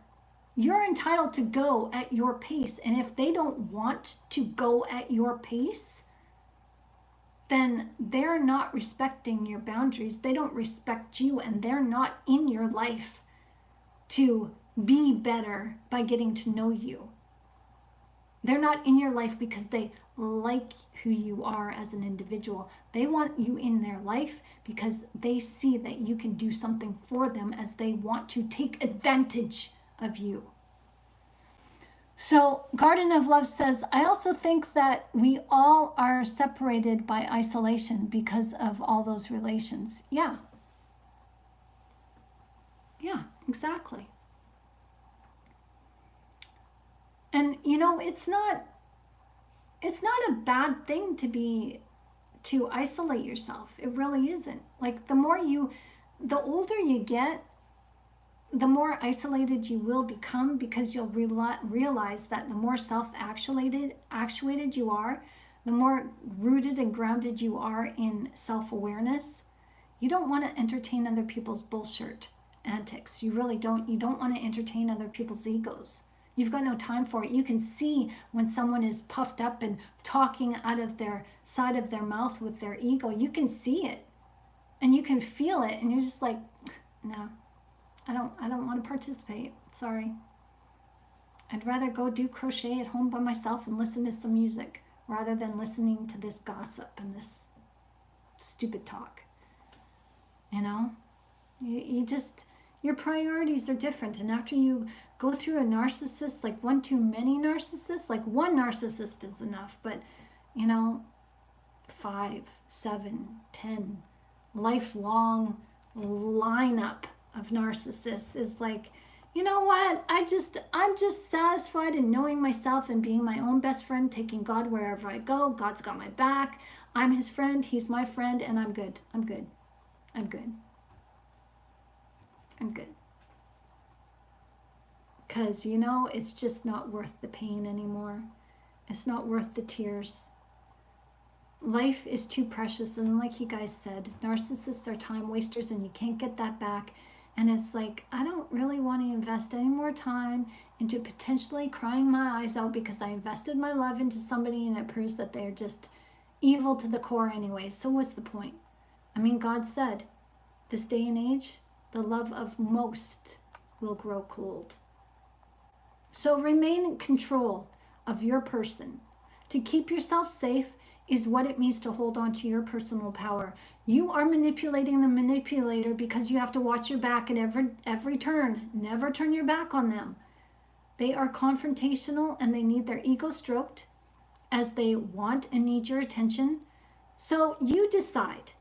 You decide how much you want to entertain them. You get to decide how much you want to indulge them with your silence or with your attention. Never take your attention off your safety. Never trust a narcissist. Never. And I mean that. Never trust a narcissist. Narcissists get away with what they can get away with because they are that unassuming. They are that unsuspecting. But once you suspect that you are dealing with a narcissist, you cannot excuse their bad behavior, so please stop it. Do yourself a favor. Because if you continue to excuse their bad behavior, you know what you're doing to yourself? You are devaluing yourself and showing the narcissist that what they're doing to you by devaluing you is proven to be right. That you're worthy of devaluing. No, you're not. Don't do that to yourself. Now, when you allow the narcissist to get away with their bad behavior, and sometimes, yeah, you do have to allow them to do that because if you fight them on it, you're going to get hurt. I get that. I've been there. But you have a say. Once you know you're dealing with a narcissist, you have a say in how much you engage with them. Keep your conversations minimal to a light banter. Talk about the weather. I know that's hard. I know it's boring. But you know what? Talk about the weather. Talk about something superficial. And then they'll leave you alone because you're not as engaging as you used to be. And they'll say, oh, you've changed. Yeah, I know. That's okay. It happens. Don't take it personal.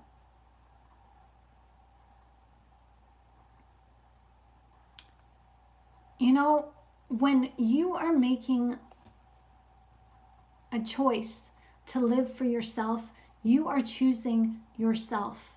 You are making yourself top priority when someone in your past life never made you top priority. That's why we are traumatized. That's why we fall victims to narcissists, because somewhere in our childhood, somewhere along the way of our childhood development, somebody didn't make us top priority. And I'm sorry that happened, but you can change that. You have the power now to change that all around. You are your top priority. And I'm not just saying that. When you make yourself priority, you will then attract the people who will respect you, who will love you and honor you and cherish you. I promise you. So when you excuse their bad behavior, that's when you make a choice to put them above you. And that is what you used to do in your past, but you're not living in your past anymore. You're living in the here and now. And here and now, the past doesn't exist. Yeah, you've got those feelings that you've got to work through, but you're still living in the now. Don't forsake the now just to relive the past, because that's devaluing you. That's betraying you, who you are now and who you are to become. And you know what? Whenever you put the narcissist first above your own needs, you're always going to feel traumatized from that. And you know what happens after that? You learn to resent the narcissist. And that's never a good place. Narcissists have a way of getting away with what they do in secret because that's who they are. They're secretive. You may not know everything that they do, but once you know who you are dealing with, you have an obligation to keep you and your loved ones safe. Do not give the narcissist a reason to triangulate your family against you. Don't engage emotional conversations with them. Give them a little bit of information, but nothing serious where they could use against you. Give them nothing to use against you. Give them nothing and no ammunition to slander and smear campaign you with. When they use their charm on you, when they use humor to lure you in, know that they are trying to get something from you. It's not because they like you. Many of them will use manipulation tactics to feel out your mood. Have you ever been there?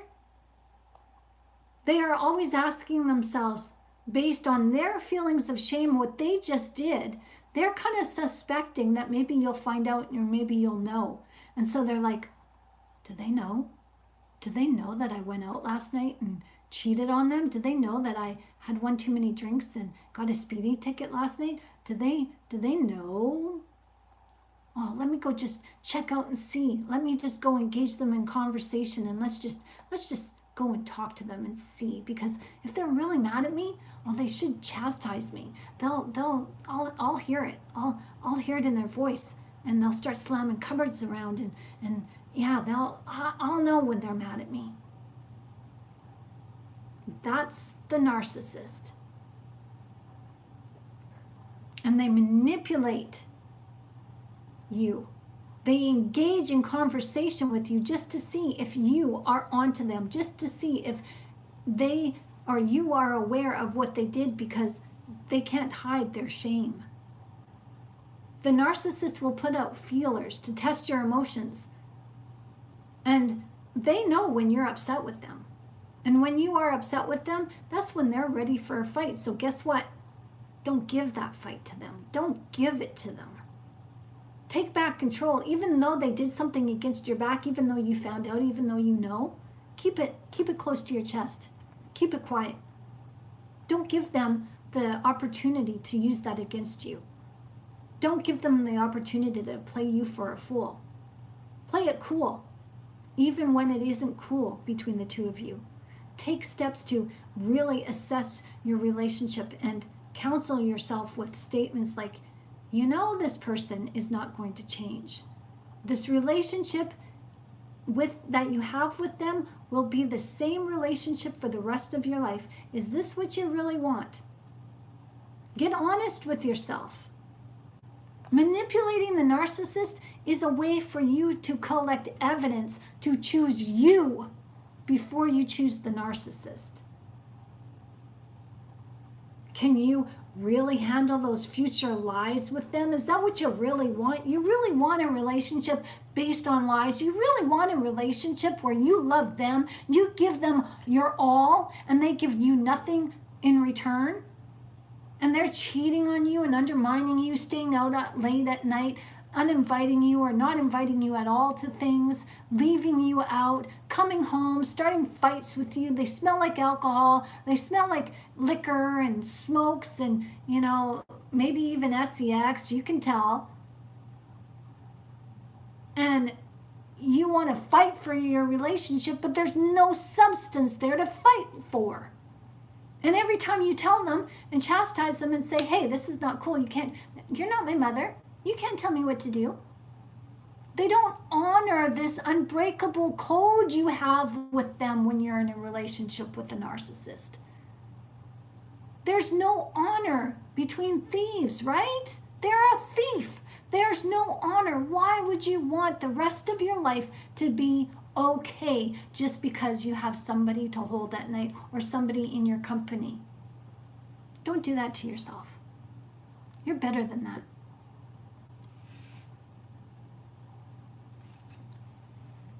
Calabar, hi, nice to see you. Welcome.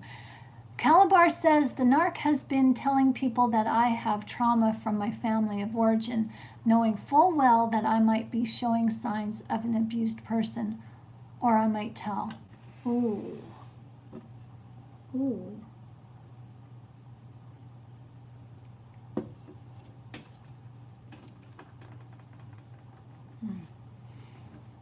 Are you still with them?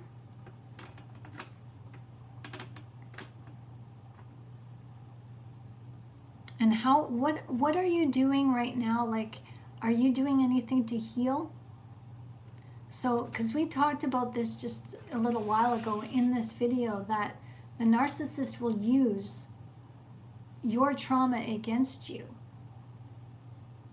to triangulate you against yourself, basically, where, you know, you may tell them, you may tell them something about your past where you've already healed from it, but they keep that wound open because they've got open wounds themselves, and they use that just to shame you. So rise above it. See them for what they're doing. And if somebody confronts you, you can just say, yeah, I was traumatized, but you know what? I'm over it. And they took what I told them in secret. I told them something in confidence, and they're just, they misunderstood what I said.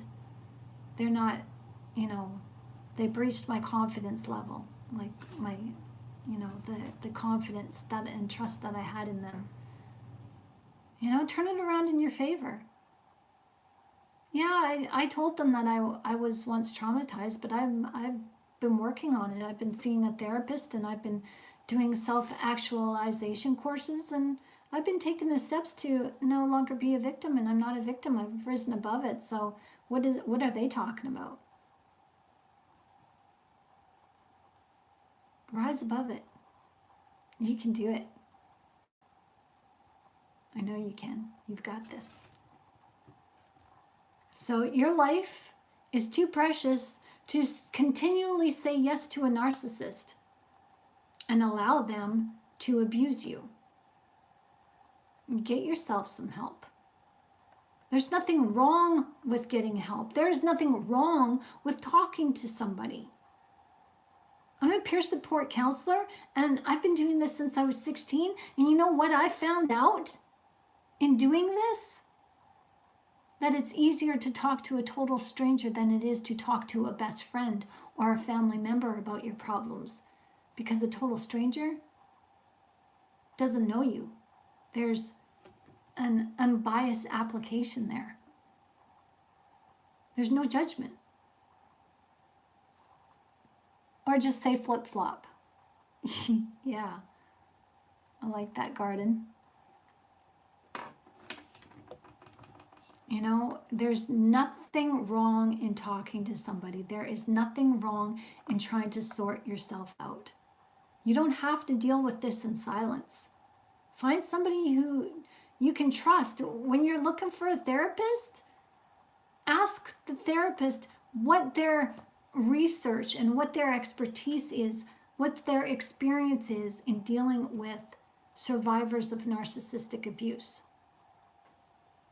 Because you'd be surprised, some therapists, majority of therapists still don't understand how to help survivors of narcissistic abuse.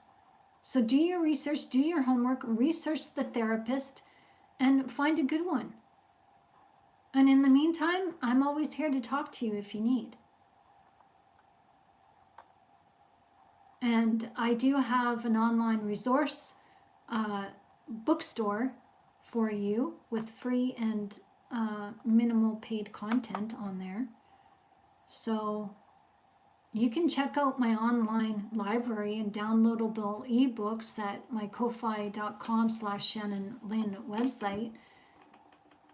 You want to heal from trauma? I've got you covered. I mean, I wrote these books not just for myself but for you too, and I've taken the information to heart in these books that I've written. Because you want to heal from trauma, you can. There is a book on how to communicate in assertiveness on that website. There's an ebook on how to make radical changes in your life by embracing the fact that things in life do not stay the same. It's called Impermanence. There's an ebook on practicing radical acceptance, as you got to accept the facts are the facts that the narcissist cannot change. And, you know, you got to accept that life is kind of fluid and it changes as you grow. The narcissist cannot grow, so they can't not change, but you can. Your life can change, or you can force it to stay the same. It's up to you. I share with you how disengaging your feelings is the only way to go when dealing with a narcissist. You got to reel back and pull back your feelings. And use those feelings that you gave to the narcissist, you got to give them to yourself. Nurture yourself in positive affirmations. Set up those healthy boundaries. Self-parent yourself. I give you important steps on how to practice distancing your emotions every day from the one you have grown to care about. See, you're healing. This life is about you. You cannot change the narcissist. You can only change yourself. And how you heal, well, that's always up to you. No one's going to take that right away from you. But the only way you're going to heal is if you allow yourself to sit with those feelings, and yeah, that's going to hurt. There's no way around that. But you honor those feelings because they are a part of you. Allow yourself to feel those feelings, but only for as long as you need to. Don't go beyond that. Don't dwell, and don't allow your feelings to control you. Don't give your feelings any more reason for their existence. Don't give them any more meaning beyond meaning. Don't read into your feelings more than what you ought to. Really understand the truth behind those feelings that you're feeling. And I can help you with that. I'm just an email away. Or you can go check out my ebook library and sign up for a coaching course. You can sign up for coaching personally with me. Whatever you want. I'm here for you. Whenever you need. It's, you decide when and how, and, it's okay. So check out the link and let me know what you think. Yeah. Check out these videos if you haven't already. Your help is, or my help is here for you as you help this channel to grow too. Your help is needed. When you help yourself, you help others. You may not know that right now, but you doing the work, that empowers other people to do the work that they need to do too. Never thought of that, did you? So,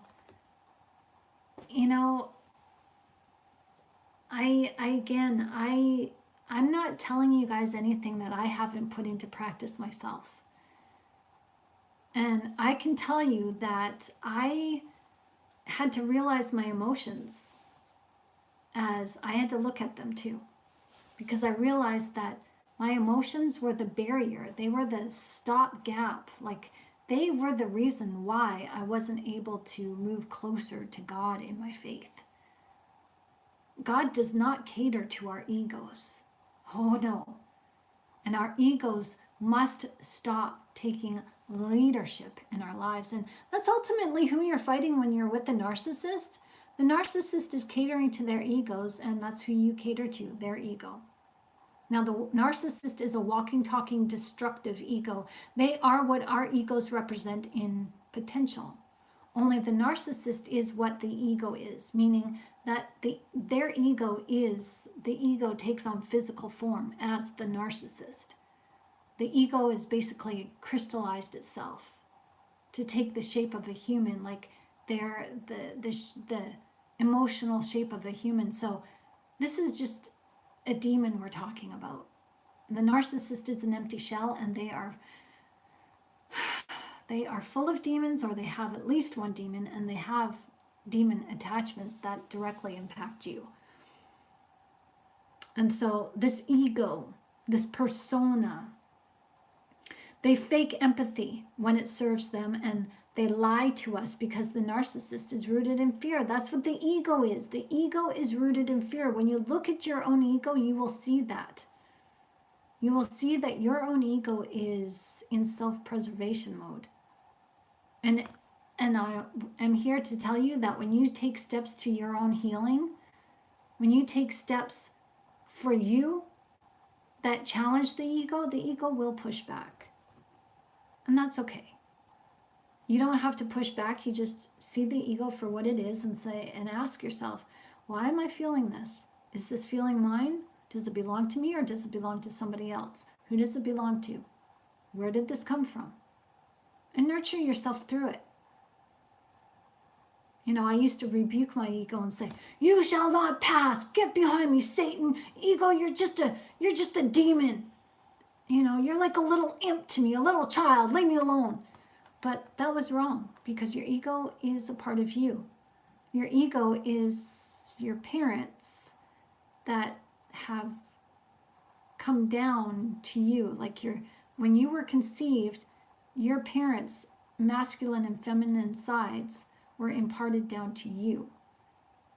And that's basically who you're wrestling with, your mom and dad, and you've got to become in control of your mom and dad's personas, their feminine and masculine natures. So Garden of Love says they must make a demon land, one big land with a view, islands. Yeah. Yep, that's exactly what it is. So I hope this video has made sense to you. Take notes if you need to. Come back to this video and rewatch. As this video, I'm going to keep it up for a limited time only. I'm going to give it about 1,200 subscribers. And, you know, because this video has given you a lot to go on when you're first understanding who the narcissist is.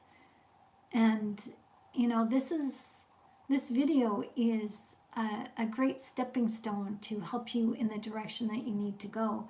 And, you know, you're it. You're your own hero. Yes, Jesus is with you, but you've got to make the steps towards self-awareness to understand that your person, is married to Jesus, who is inside of you. You've got to understand that, and the narcissist is trying to get you to operate on the outside of your life and ignore what's on the inside. So this video is sharing with you who the narcissist is. They are not nice people, putting it nicely. And how you can manipulate the narcissist is what you need to do before they manipulate you or continue to manipulate you and then manipulate you out of your own very life and your livelihood. This is kind of like a coaching course right here. So just know that you are not the narcissist, and the narcissist will never be you. It's about saying no to the narcissist without them realizing that you have actually said no. Because you cannot say no to a narcissist. Because when you say no to a narcissist, they flip out. And Garden of Love says, I don't want to live with them anymore. No neighbor too. I'm done. Exactly. Good. Good for you. Right on. Yes, that's where we need to get. You know, it's not about staying hyper vigilant. It's just being vigilant about your own safety.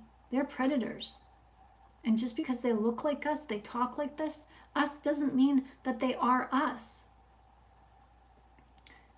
You can say no to a narcissist, but you just got to be creative in saying your no.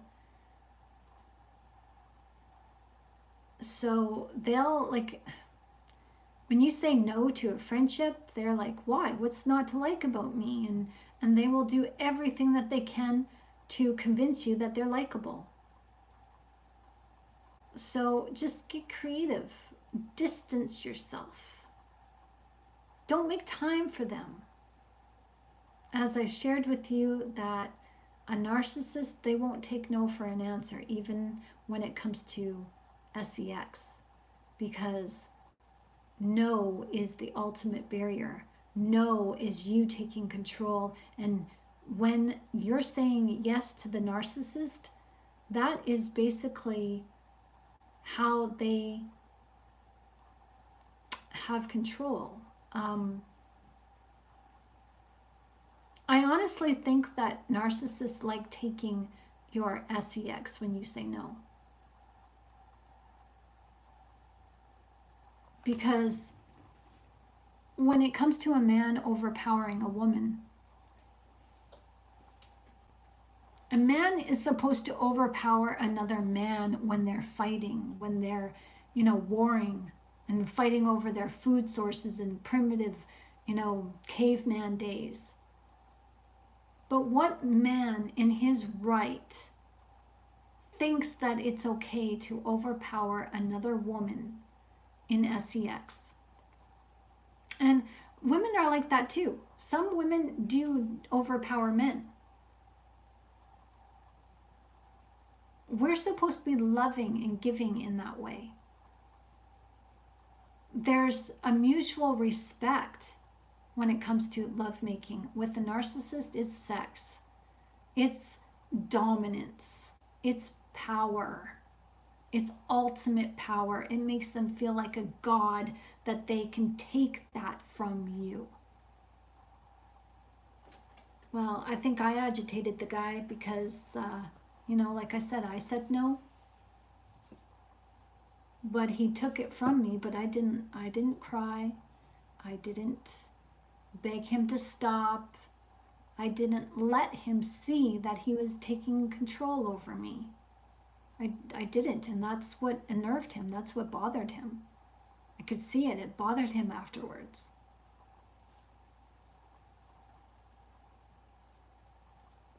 And they want us to beg. They want us to cry. They want us to, it's just like, it doesn't matter if it's in intimacy or in conversation. When the narcissist presses your buttons to elicit a trigger, they want you emotional. They want you crying. They want you to say, why are you doing this to me? This isn't fair. You're so mean. Because they're seeing how emotionally disempowered you are. Because they're seeing that they can hurt you. Hurting you is what they want. Don't let them see that they can hurt you. Don't let them see that they have hurt you. When my ex asked for a divorce, I said, yeah, okay. And that wasn't usually the normal. Before we got married, we were breaking up. Well, he was breaking up with me, getting back together, breaking up, getting back together, so many times. So when he said, I want a divorce, I went, okay. And I saw on his face, he was shocked because he was expecting me to go, no, please, no. And he said, well, can we be friends afterwards? And I said, well, we're not friends now, so how's that going to work? Oh, you don't have to be such a biatch. And I just walked away and I was smiling. I was just like, yeah. But yeah, they want us to be emotionally destitute. They relish in taking that away from us, our emotional sustenance that we are standing strong in. Like, who does that? What kind of person is that who relishes in seeing us cry, seeing a person beg, seeing a person emotionally unglued and emotionally harmed? That's a wicked, evil person. Yeah, narcissists all of the same things. You're right, Garden of Love, and it is boring. It is boring.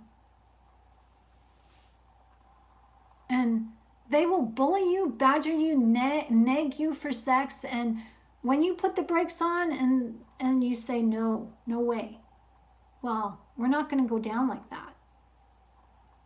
That's what they're saying. They're like, oh no,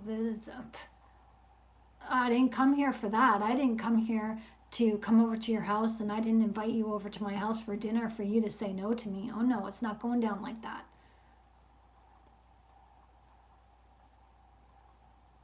So,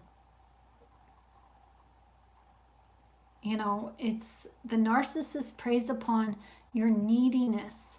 And unfortunately,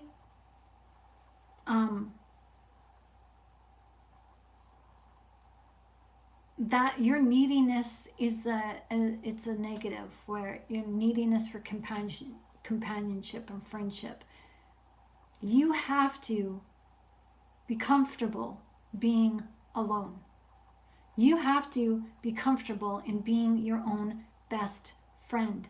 That is what prevents you from becoming a victim of narcissism.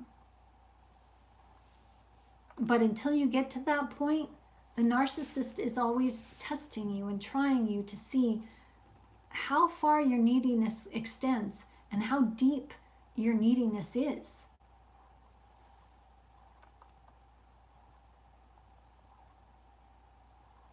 So don't put yourself in a position where the narcissist can overpower you in conversation or any other way. If the individual creeps you out, trust it. Don't be alone with them. Tell your boss, tell your coworker. Excuse me. You don't have to give a reason. You can just say, I don't feel comfortable.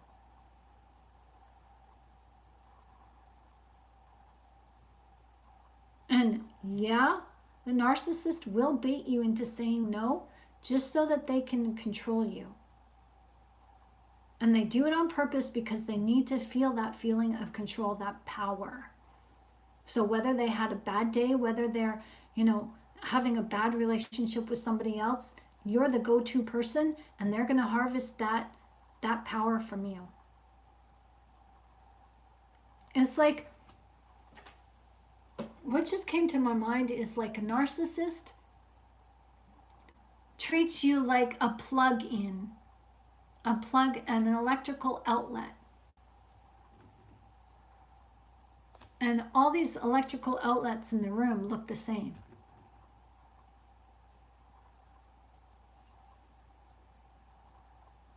Pretty sad.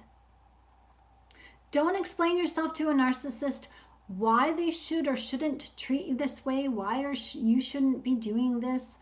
They don't care. They see you as a means to an end, a way to get their way, and that's it. Are you seeing this in this video? Are you seeing it? That everything the narcissist does is to control, control, control, control, and control to gain power.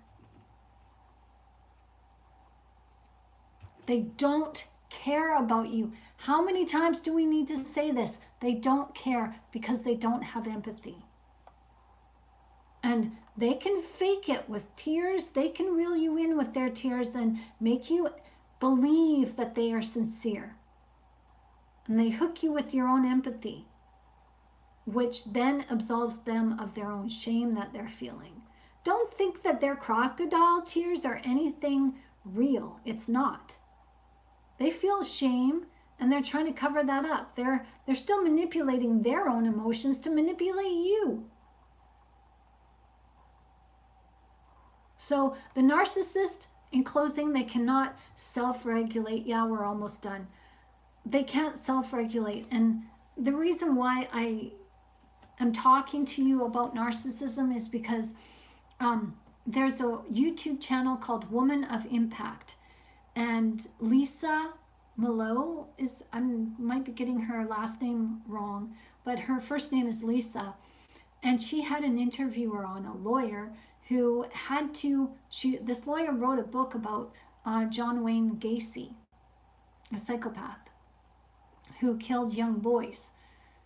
And, but yet John Wayne, he loved his mother, he loved his sister, he was married twice, he loved women, but he was a predator on young boys, and he had intimate relationships with young men and young boys.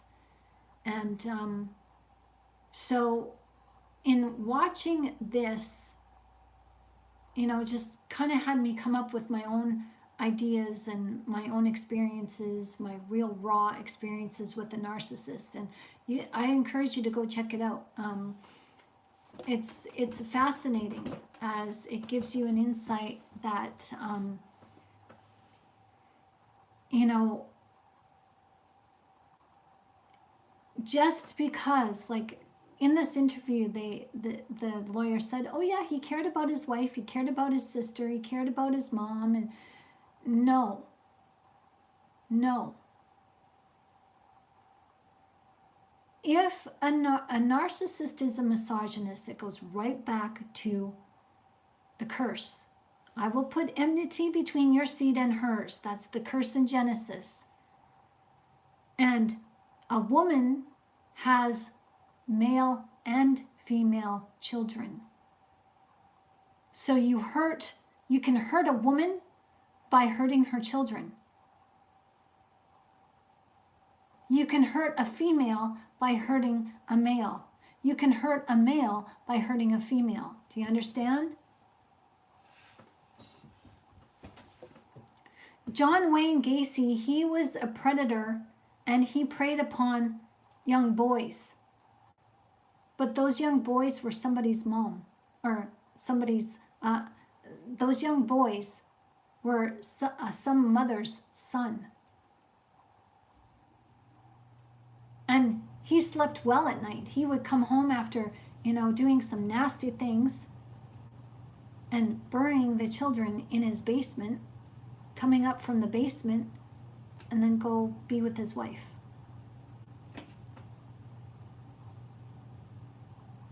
Yeah, there is something with gayness too. Those parks here where I'm from are full of men at the night cruisers. Yeah, and it's because there is no filter, there's no empathy. So if you have no empathy, you have no line drawn in the sand. There's nothing to stop you from doing what you want to do. Everything is on limits. There's nothing off limits to you. There's no morality. It's like, oh, I tried that, I don't really like that, so I'm not going to do that because I don't like it. But maybe if I have the right person who can help me through it, maybe I'll try it again someday. Really?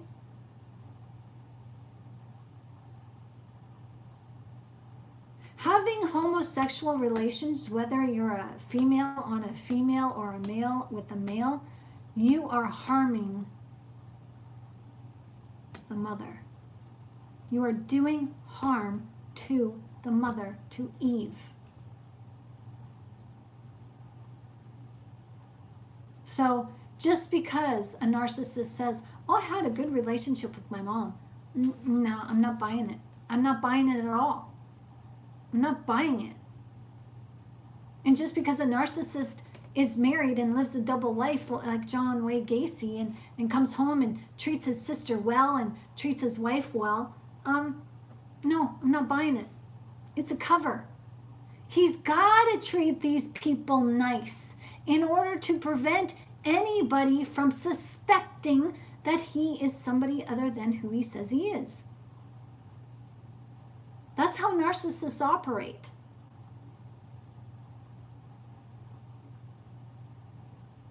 And why,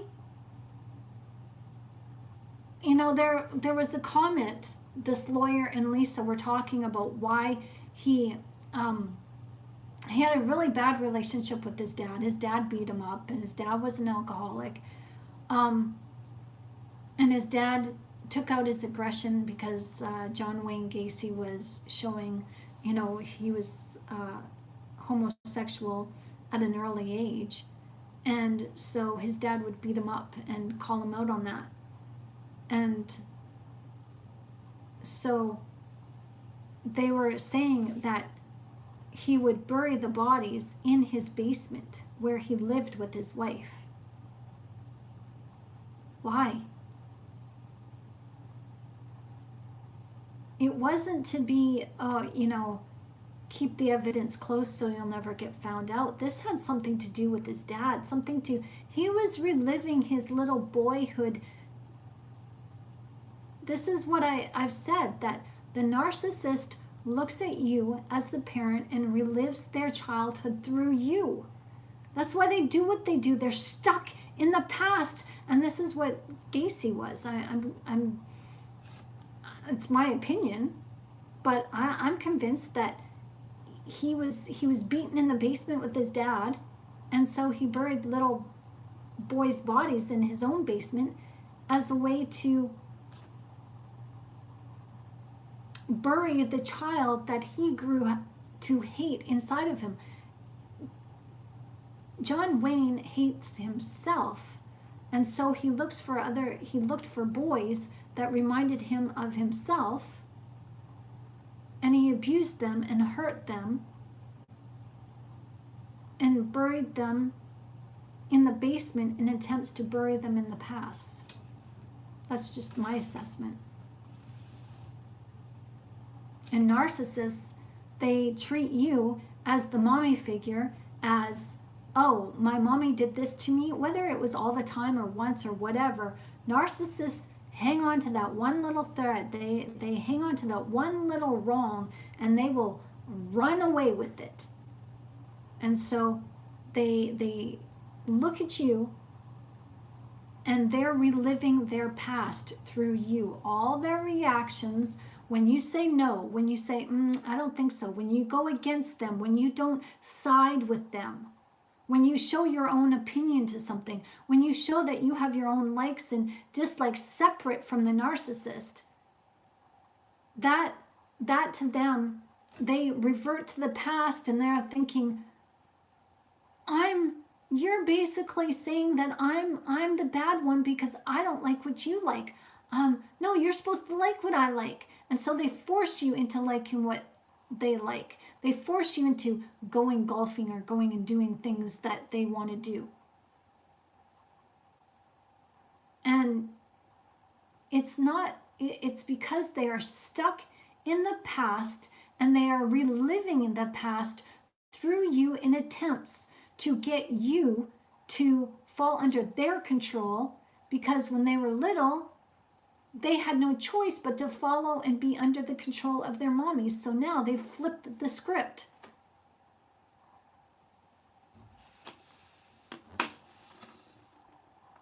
It's sick and twisted, but it's diabolical, and it makes sense.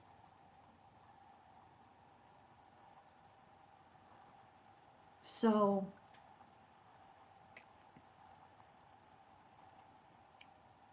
I just want to tell you,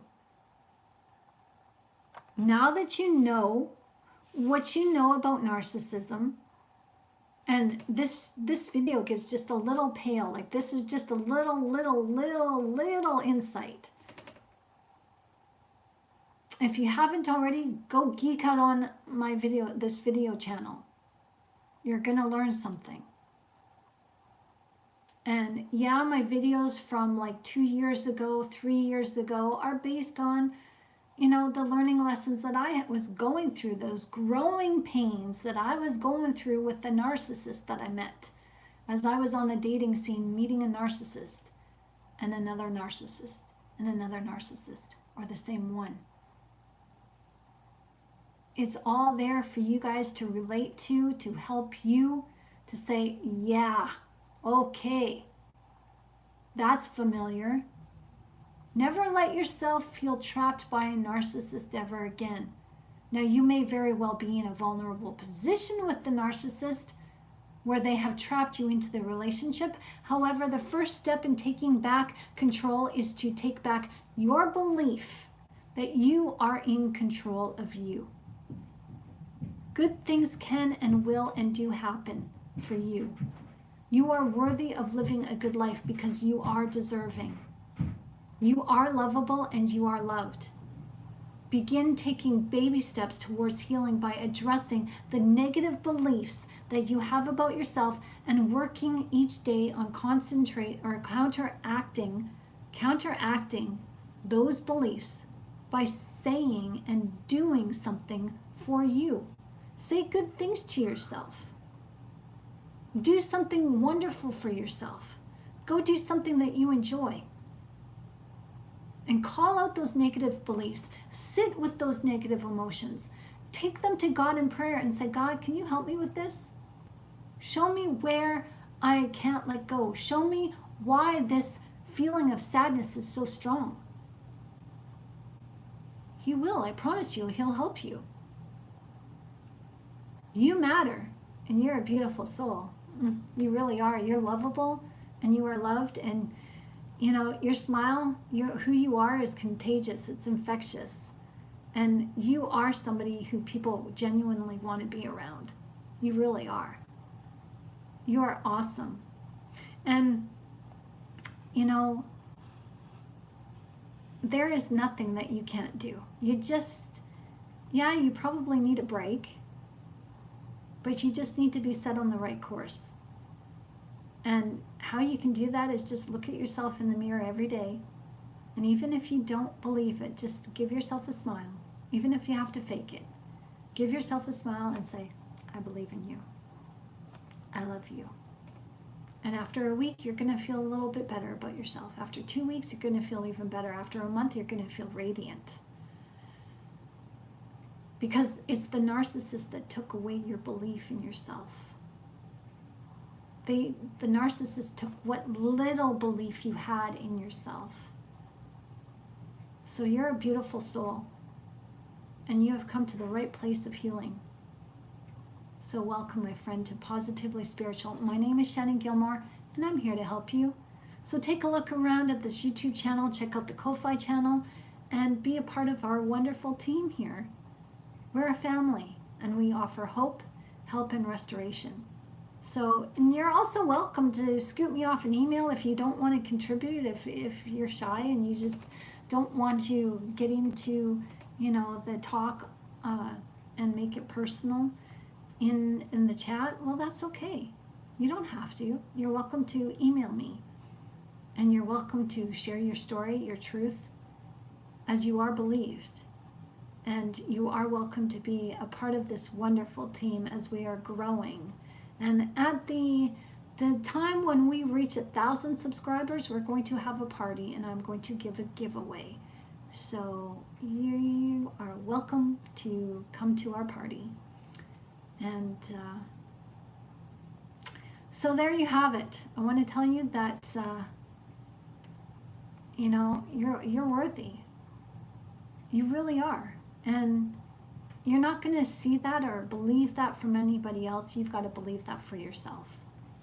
So I hope this video has helped you. Take notes, listen to it over and over if you need to, until understanding happens, until you figure out that you do not have to deal with the narcissist if you don't want to. You can take back your trauma, as you can take back your healing. And we're here every day at 1 p.m. Eastern. So the only way that you're going to heal is by walking yourself out through the other side of your healing. You have to go in your healing. You have to go into it. And what's on the other side is where your freedom is. And my dear, you were always meant to be free, because God says, he who sets free is free indeed, right? So thanks for tuning in. I love you, and see you tomorrow at 1 p.m. Bye-bye. Go make your day great.